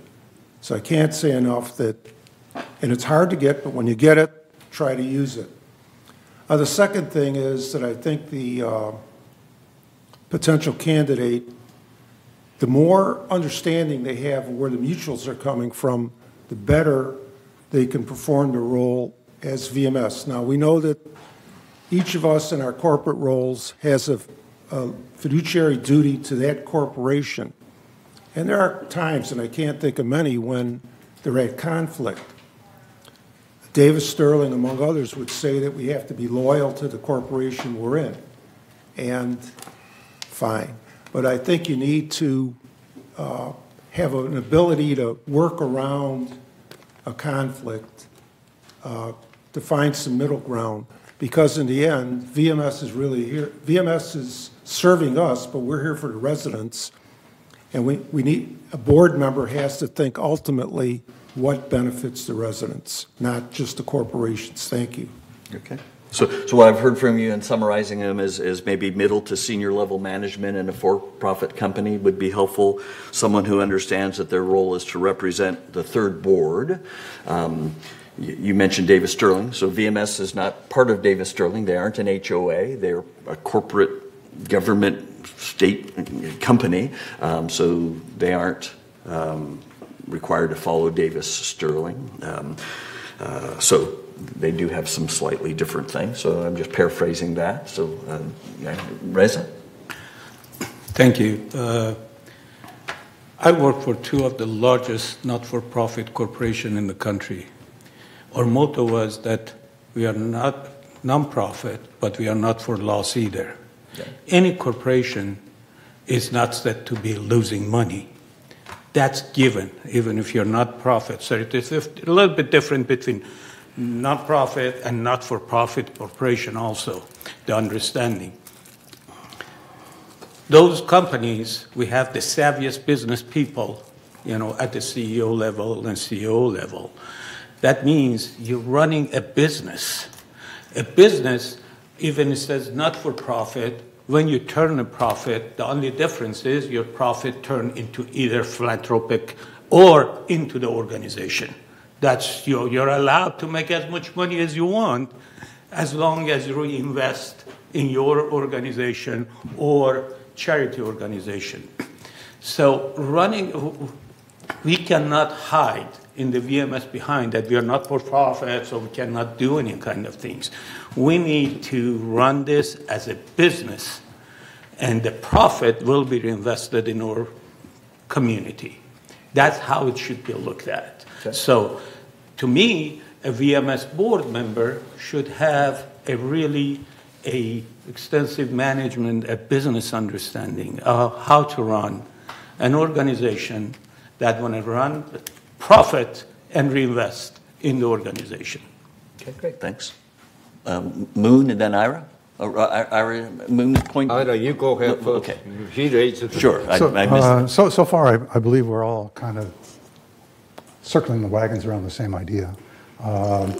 Looking for someone or some mentality of successful business background and understanding of the processes used within, let's say, VMS, where they benefit third or where they don't, the quality of goods and services used or purchased, how they affect our immediate financial position as well as our long-term financial position, because quality of service and quality of product, even though they may be, let's say, a high quality, may be more expensive up front, they're cheaper on the maintenance end on the long term. So they have to understand a balance of how high you can go before it doesn't pay for you any longer. And I think that, this is getting more into detail, but I think that's the kind of thing, the direction that a management company needs to be able to provide us. That's all. Thanks, Moon. Yeah, VMS is a corporation, non-profit corporation. Don't forget that, non-profit. That doesn't mean they do not want any profit.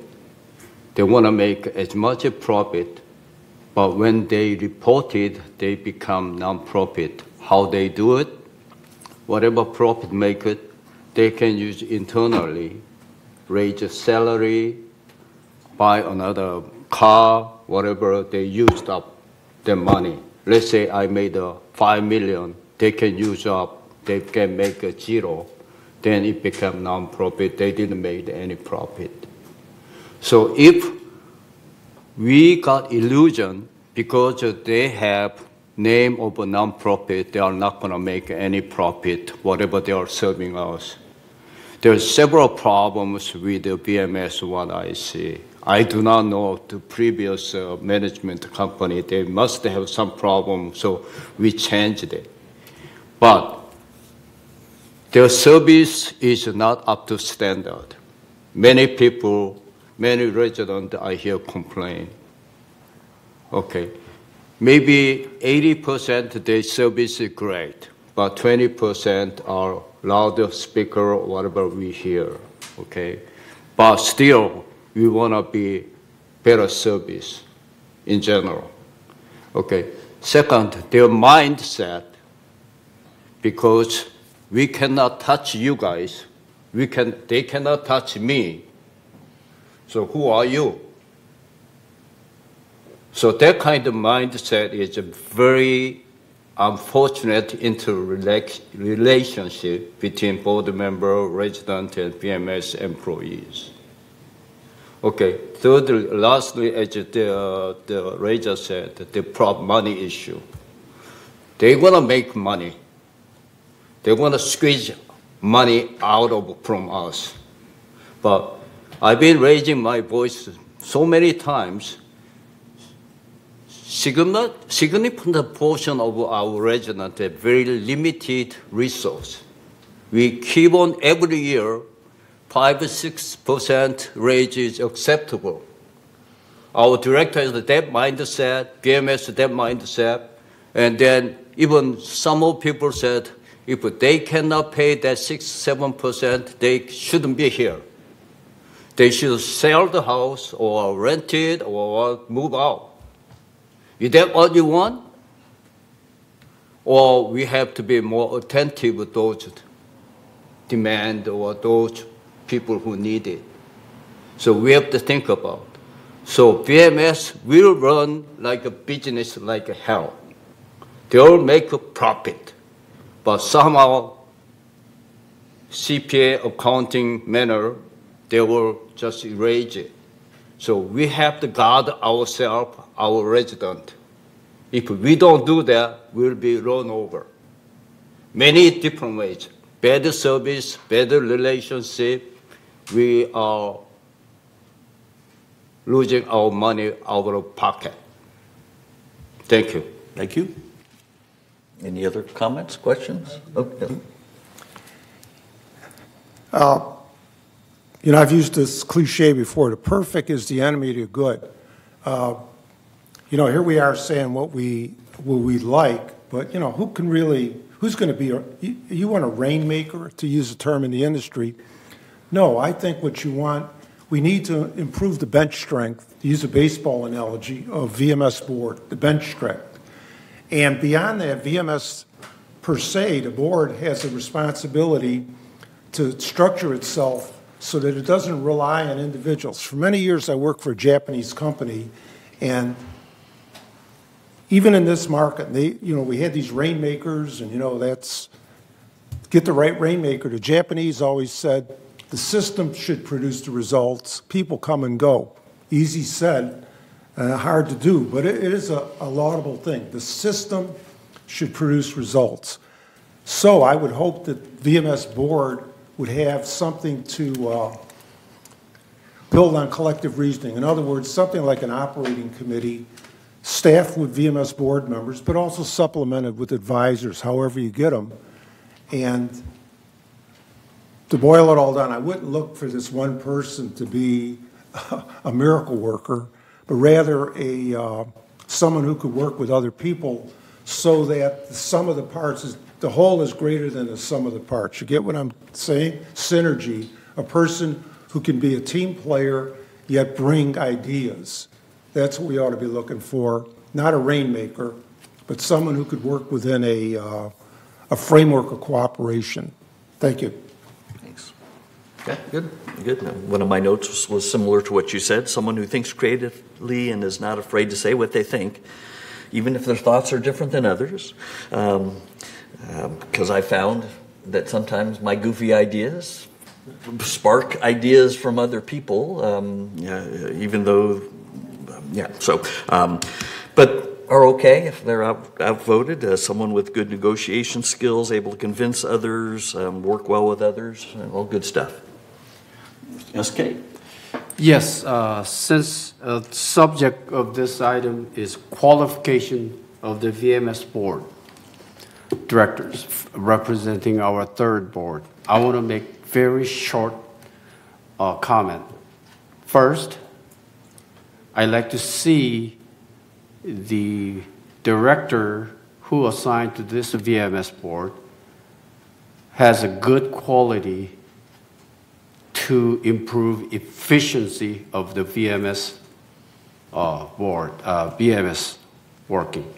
And the second, I'd like to see someone who does not have lip service attitude working for the VMS. Thank you. Thanks. All right. Any other comments? Okay. Good. That was all I wanted to kind of get out of this. I'll kind of pack some stuff together. Thanks. Not all you have to do, just find the right candidate. Yes, the reality is we can talk till we're blue in the face of what we want for qualifications, but we're lucky if we get a warm body. Right. But I just That's the problem. But it may help some people think, be more likely to apply if they have a better idea of what we're looking for. So that's the idea. All right. Thanks again for that discussion. We'll move on to agenda item 12, which is where the members of this board will share our monthly committee status updates. And we're going to start with the report of the Finance Committee. Andy. And staff. Do we have the slides up? Yeah, she'll bring them up. Thanks. Okay, the first slide is just a very high level description, and as you can see, our revenue exceeded expense in a global sense by $1.5 million. Now, this is what we've seen in prior years, and also you got to remember, first couple months, you can't rely on the first couple months. So we're looking for items that maybe will be a longer term problem. But so for the first couple months, bear with us. And we just want to make sure that this ship is going in the right direction. All right, can we go on to slide 2? All right, the operating fund. Now remember, there's two different funds. There's a reserve fund and operating fund. The reserve fund is more for replacement, whereas the operating fund is the day-to-day stuff. And the operating fund shows a deficit of only $5,000 through the reporting period. The chart shows how much of the revenue went to operations, with $4.6 million coming in from assessments and $265,000 from non-assessment. And this compares roughly to the same amount of expenses, excluding depreciation, which is a non-cash outlay. Okay, can we go to slide 3? All right, the next statement, the next slide breaks things out compared to budget. And as you can see, our non-assessment revenue is slightly below plan. And part of that is due to a delay in collecting damage restoration catch-up. Because of the holidays, we couldn't have as many hearings on this matter as we wanted to, and the process requires us to have hearings to collect this money. So we are going to catch up on that in the future. So it's just a timing issue at this point, I hope. As far as total expense goes, we're under budget, and that's, again, due to timing, and we'll get into that later. Can we go on to slide 4? All right, this bar chart shows some major components of the variances. First one's outside services. It's favorable by $333,000, and again, it's primarily due to timing and landscape and M&C. And we're talking about programs such as prior to paint landscaping, water lines, that's the relining in the 3-story buildings, tree maintenance, and roof replacements. Staff anticipates a contract for prior to paint landscaping being awarded by April, and expenses beginning to come in by May. Roof replacement work is also anticipated to begin mid-year. You have to remember, it's been pretty rainy the first 3 months of the year, and we can't get the work people out there to do the work that they need to do, so it's timing at this point. Employee comp and related is favorable by $200,000, and that's mainly due to open positions in landscape and M&C departments that we budgeted for to be filled that in fact haven't been filled. Impacted areas include grounds maintenance, irrigation, paint, electrical, and manor alterations. Recruitment is in process to fill open positions.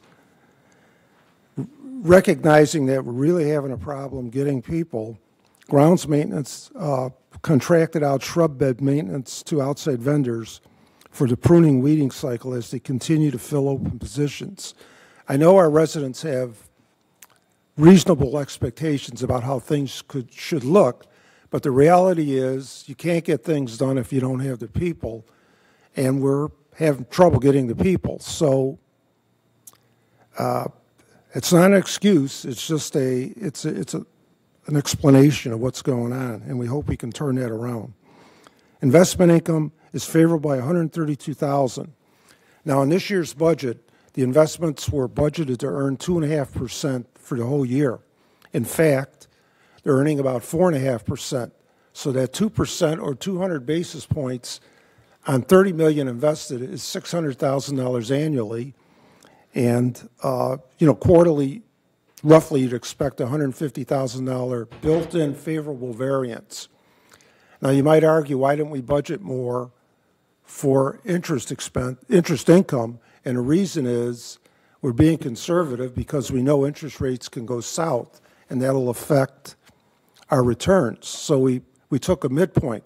On the other hand, it's nice to have a little cushion in there to offset bad things that happen. Let's move on to utilities and telephone. Unfavorable by $54,000. And that's related primarily to electricity, and in this case, not demand, but there was a misposting, an accounting entry, and that's going to be made, this is through February, the entry was made in March to take care of it. So that was not a real issue. But trash and water ended the period unfavorable due to higher rates than anticipated at the time of budget preparation, and sewer remained within budget.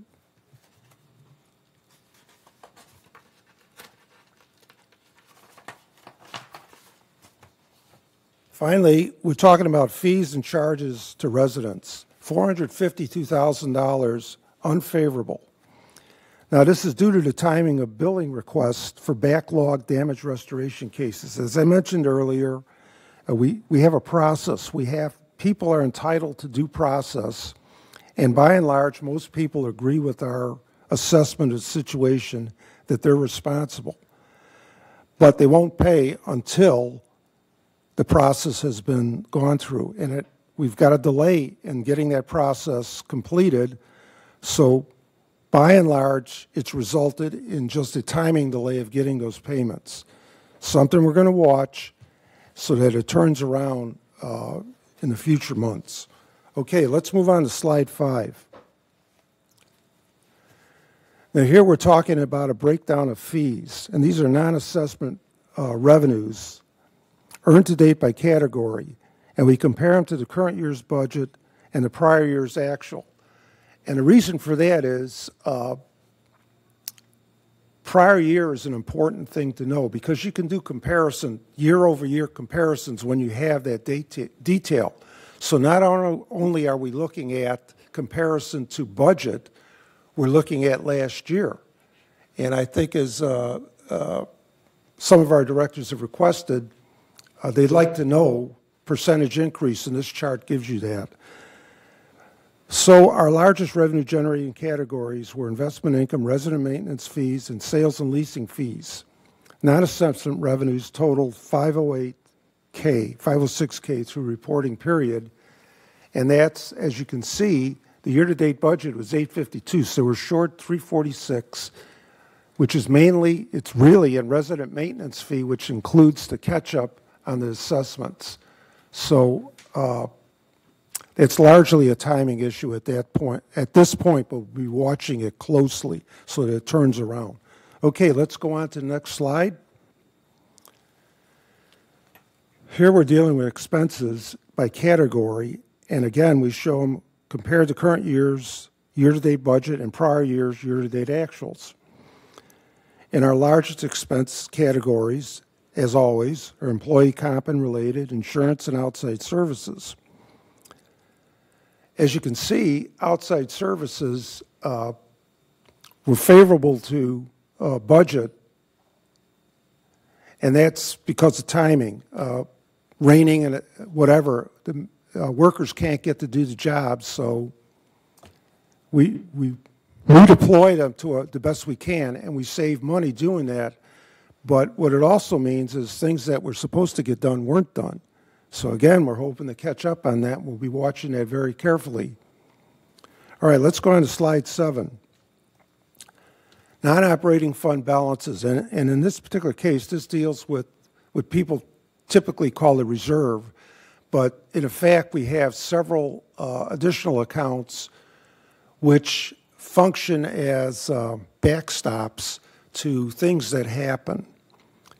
And the non-operating fund balances, as you can see, total $34.4 million at the end of the period. They started off at $32.9 million, so we're building those balances. But just remember, reserves tend to be lumpy, and when we have to pay for a big capital expenditure, it could flip the way we've been seeing. Here we have expenditures half of what contributions are, but in fact, it can go the other way. So don't always count on the reserve going up, but so far it has been going up, and that's good. All right, let's go on to the next slide. Here we're doing a historical charting, and as you can see, everything is trending up in total, but in fact, we're building replacement funds, and the discretionary funds we're not building so quickly, but we've got quite a bit of them in case things happen for contingencies. The good news, really good news, is that we continue to build our reserve balances, which is a source of strength for the association. All right, let's go on to slide 9. Now, here we have a little different thing. You know, interest rates are good for earners or for savers. Interest rates are not good for borrowers, higher interest rates. And what we have here is a combination of the Fannie Mae, in part, pulling back on mortgages and higher interest rates in case somebody wants to finance it. But even if somebody pays cash, there's an opportunity cost. Instead of buying, they could have just rented and invested that money at a high rate. So both of those things have acted together to reduce the amount of resale activity compared to historical experience. And the bad part about that is that we do earn fees from resales, so if the volume of resales is down, the fees on those are down, and that's what the statements show. We think resales will return to a normal level eventually, but not right away, so more to come. All right, I guess that completes my discussion of the slides. Great. Thank you, Andy. Appreciate it. And next we have the ACSC. Jim? No, wait a second, Mark. Mark, there's more? Not done, not done. Oh, my mistake. Okay. The committee met on April 2nd. The next meeting is May 13th at 1:30 p.m. in the boardroom and as a virtual meeting. I'm sorry, I read the wrong line. The next meeting is June 4th at 1:30 p.m. in the boardroom. Please join us. Okay. Thanks. Thanks for having that. All right, Jim, ACSC. Okay, the Architectural Control and Standards Committee.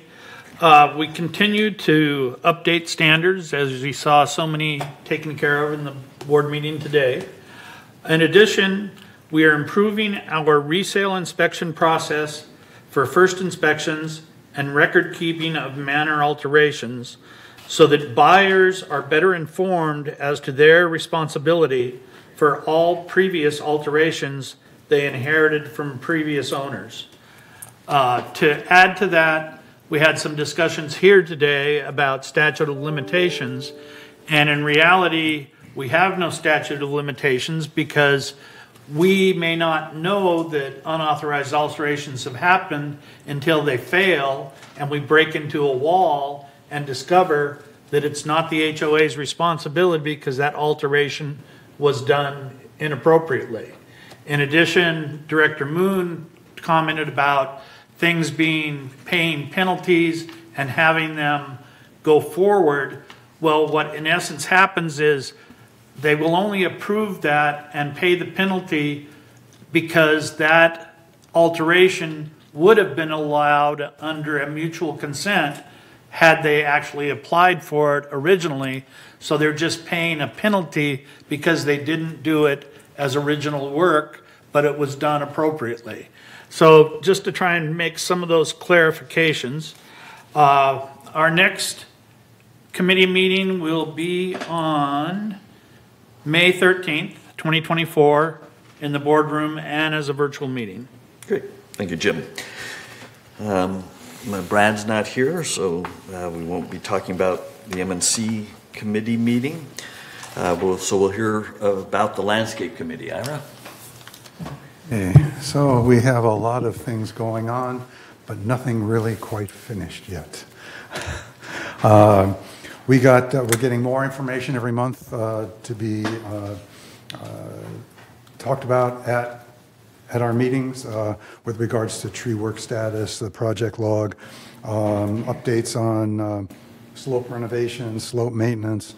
A lot of these things are being put online now, so everybody can look at when trees in their neighborhood are going to be pruned, when the slopes are going to be maintained, so there won't be as many questions in the past as when am I going to get service? So we're hoping to solve some of those issues. Due to the recent AB 1572 from the state of California, basically saying that we have to, by 1/1/2029, not irrigate any turf with potable water, which includes all of Gate 14, all of Gate 11. That's approximately 33 acres of turf.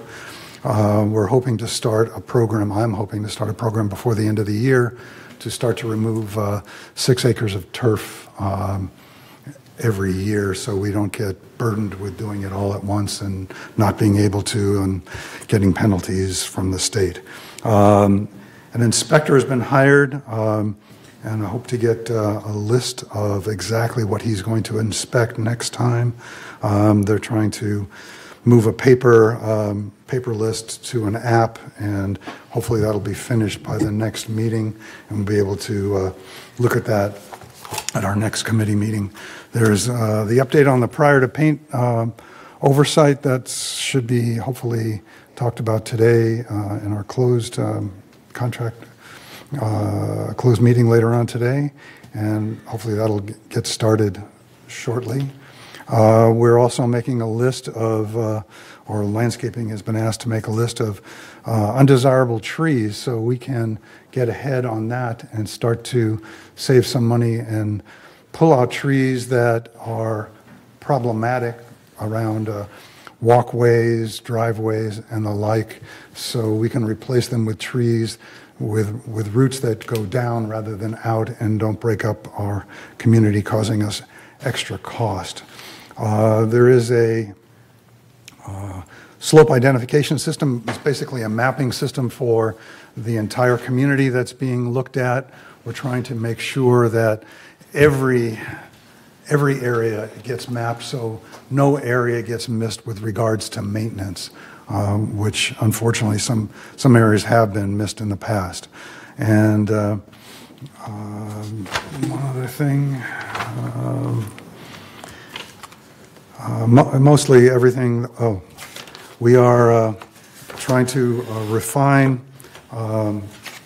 for Gate 11 front yard designs so that we can comply again with AB 1572, and this is an ongoing situation, and hope to, in the next couple of months, have these finished and out there so people can see what's going on and what they will need to do moving into the future so the association can comply with AB 1572. So with that, I will say our next meeting will be Thursday, May 2nd, 9:30 here in the boardroom. Okay, great, thanks.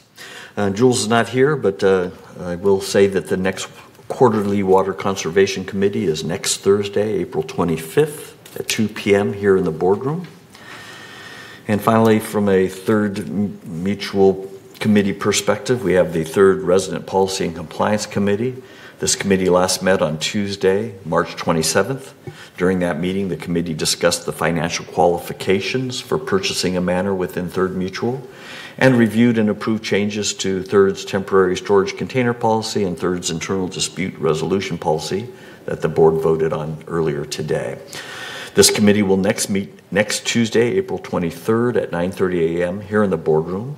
We plan to continue our discussion regarding the financial qualifications for purchasing a manor within Third, and also discuss the potential implications of reducing Third's leasing cap from 30% down to 25%, changing staff's process to not require proof of income for co-occupants, and discuss Third's traffic rules and regulations.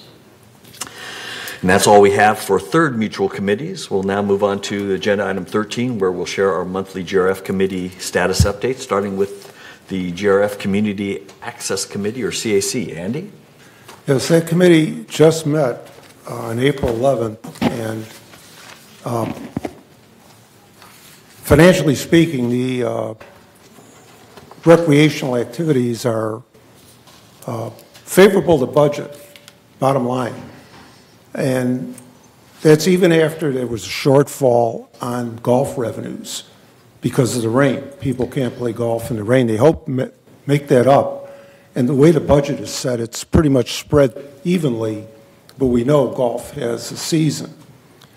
At that meeting, one event did occur, and that is that the billiards operation, there's 2 billiards clubs operating out of 2 different locations.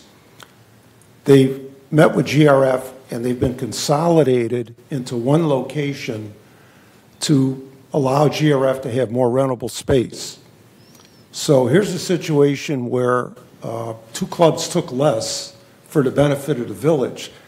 And I just want to, right now, here and now, applaud the billiards club, both of them, for sacrificing a bit for the good of the village. I'd like to see more of it. This selfishness that some clubs elicit is not what this village is about. But other than that, the recreation area, the recreation activities are continuing. I'm a little concerned that, yeah, we're favorable to budget, but you know, that budget is, there's a certain amount of services that come out of that budget. So if you're favorable to budget, did that mean we got less services? So what I'm saying is saving money at the expense of services that we expect and need is not the way to go. But right now, recreation is very favorable to budget, and we intend to continue on that committee to solicit resident input to maintain and improve the recreational activities and events that we have in the village. Thank you. Regarding that, our next meeting is going to be May 9th at 1:30 p.m. in the boardroom and as a virtual meeting. Okay, thanks. And while I have you, Andy, what's the latest from the GRF Space Planning Ad Hoc Committee? Yes. And then I'll get to Moon's question. Okay. The Space Planning Ad Hoc Committee just met again on April 10th, and we have a big meeting scheduled for May 1st at the PAC. So we expect a lot of people, and the reason for that is it's a very important meeting for a lot of people, because anytime you're talking about space planning, you're talking about reallocation of resources within the village. Unfortunately, depending on the way you look at it, there are some winners and there are some losers. But in the end, the village should benefit positively. So a number of proposals have been put forward to better utilize the space within the village, and also to bring back people who are in leased space right now back into village facilities. So there are a number of proposals that have been advocated. I like one of them in particular really a lot. But we'll talk about that at the meeting. And these proposals are, and they're just proposals, will be a direction to the GRF board how to improve space utilization in the village. Again, May 1st at the PAC, 1:30 p.m., Hope to see you all. Correction, it's not at the PAC, it's Clubhouse 5. Pardon? It says Clubhouse 5, Not the PAC? not the PAC. It used to be, okay. Correction. It's going to be at the Clubhouse 5, which can hold about, the big one can 500 hold about people. 500 people. The PAC holds 800, so it might be, it could be crowded. Thank you. Thank you, President. Moon may have had a question or comment for you, Andy? Yeah, the CAC, one is a golf, how we run the golf course, make money on it. They call it the green committee or green committee or green group or whatever they say, okay? Yeah. They are basically managing golf course, but they are not under any committee. They are not under any jurisdiction. They are kind of free running group. So that needed to be oversighted by committee, by the board members or board groups. So I have some problem with that. So the negative is about 750 every year. Every year we pumping in 700, more than 700 grand, and we don't have any oversight on them. Second one issue is clubhouse. We have a lot of space problem right now, especially right now because clubhouse 1 is closed. So clubhouse 6 has been closed for a long time, not operating most of the time. But now, because of clubhouse 1, clubhouse 6 is opened. So I did go in and see that a couple of times. That is one of the best clubhouse I ever seen. Yeah. Very nice atmosphere. But we are running all the space. Why we are not running clubhouse 6 when it's fully opened? And we're still talking about we want to build more buildings, more things. And the existing, I'm pretty sure we spent several tens of millions of dollars to build it, and we are wasting sitting there. That is, to me, what a waste of our resource. Thank you. Thank you. Thank you. All right, moving on, we get an update from SK regarding the village traffic hearings. Yes, traffic hearing was held March 20th, 9 o'clock in the morning in the boardroom. Total of 7 violations were heard. And here's committee voted as follows. 1, hit and run violation, which was $200 fine. And second, no parking zone violation, guilty and fine. And 3 failures to stop, guilty and fine. And 1 speed violation was over 11 to 15 miles and guilty and fine. And the last one is very interesting. 1 speed violation, speed over 11, 15 miles per hour. And it was dismissed due to lack of village notification. What happened was this program was implemented for only 2-month trial base, which intended for safety of a traffic officer. The trial was that the officer issued a notice of violation without stopping the vehicle. Without stopping vehicle means without identify the driver. And since an instance the reason of that is since an instance of traffic officer was killed in Mission Viejo,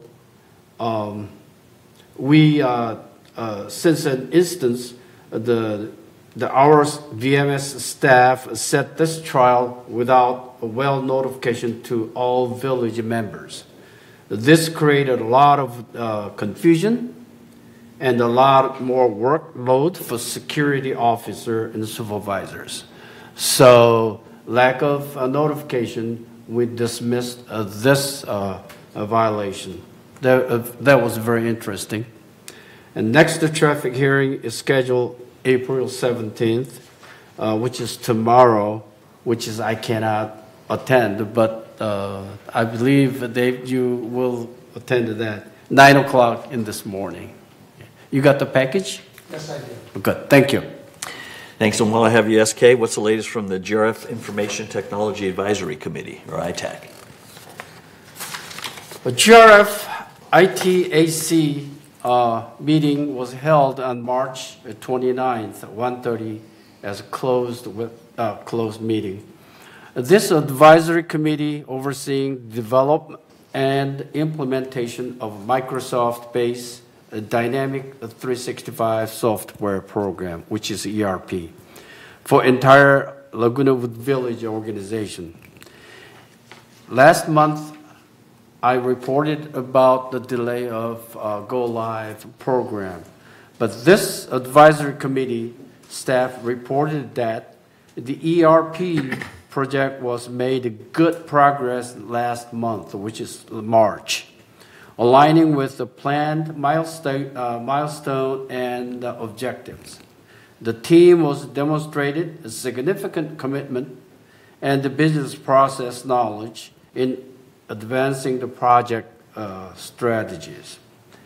Ensuring that all critical components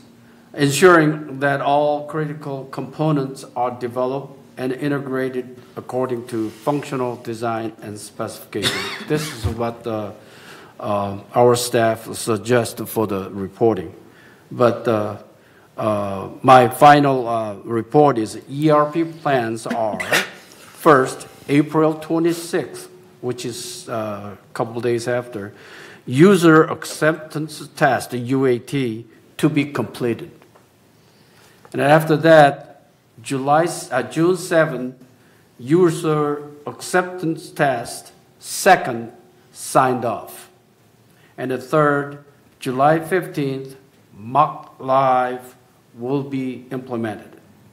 And then fourth, August 1st, between August 4th and 14th, it will be go live. I hope that is the truth. And next ITAC meeting schedule is April 26th, 1:30 p.m. by web closed meeting. Thank you. All right. Thanks, SK. What's the latest from the GRF Media and Communications Committee, Jim? Okay, I have a couple slides. Did those get put together? If I can have the connection pathways first. Okay, on your screen you see a thing called connection pathways. This is very, very informative. It's something everybody should have a copy of and put the magnet on your refrigerator so that you can know who to contact about all different kinds of things, and also where you can get all the information about what's going on in the village. This will be published, and we're leaving it here on the screen if for the 10 people that might be watching television, you could actually take a photo of this with your smartphone to have it available. But in the future, it'll be published in some form in the Village Breeze. It'll be hard copy in the racks. It's probably going to be in a What's Up in the Village. Also, some form of this will also be in the Globe. And hopefully I can talk Mark into putting in one of his Wednesday emails just so everybody has availability of this. And that's one of the major things that I think really helps people to stay informed about what's going on in the village. And now if we can go to the other slide.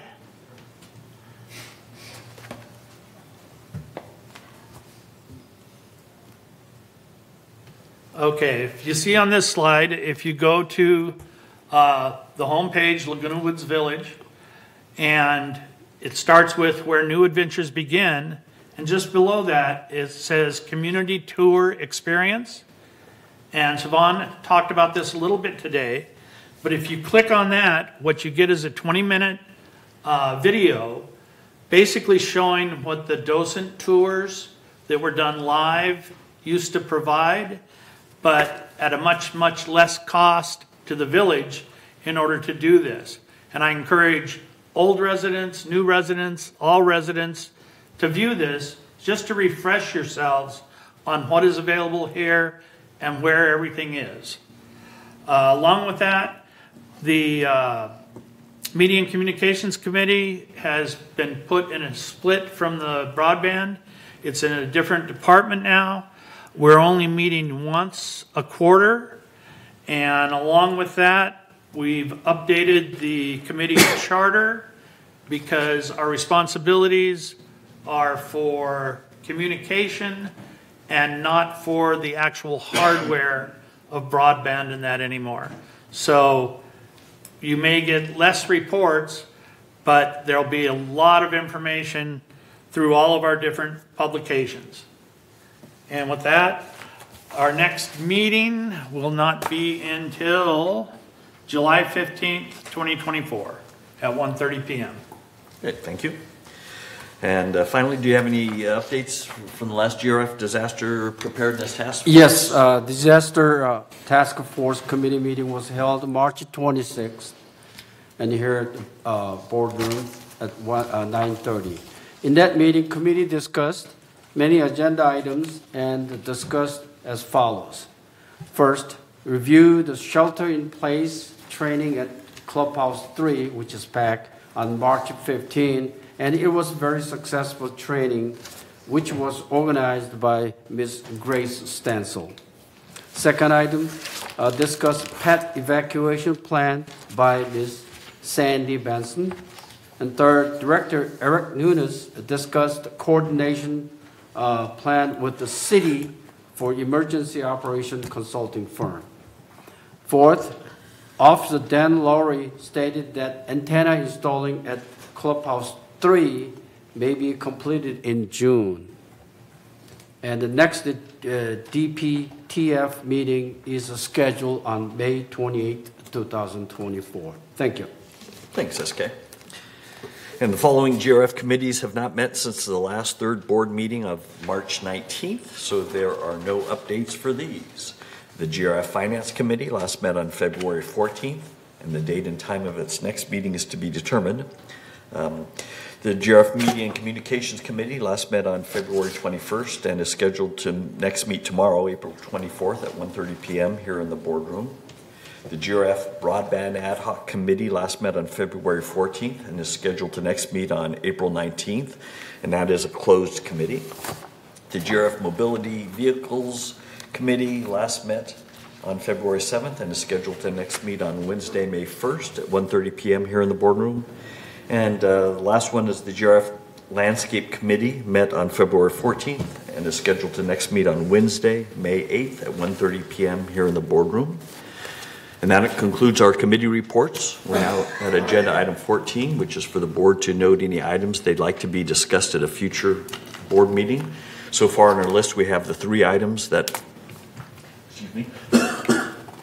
today we put on 28-day member review and comment, which are approving a revision to standard 38 for patio and balcony covers and awnings, approving the revisions to thirds temporary storage containers policy, and approving the revision to thirds internal dispute resolution policy.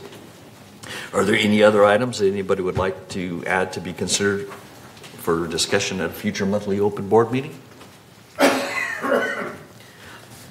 Seeing none, we'll consider that closed. We're now to agenda item 15, director's comments.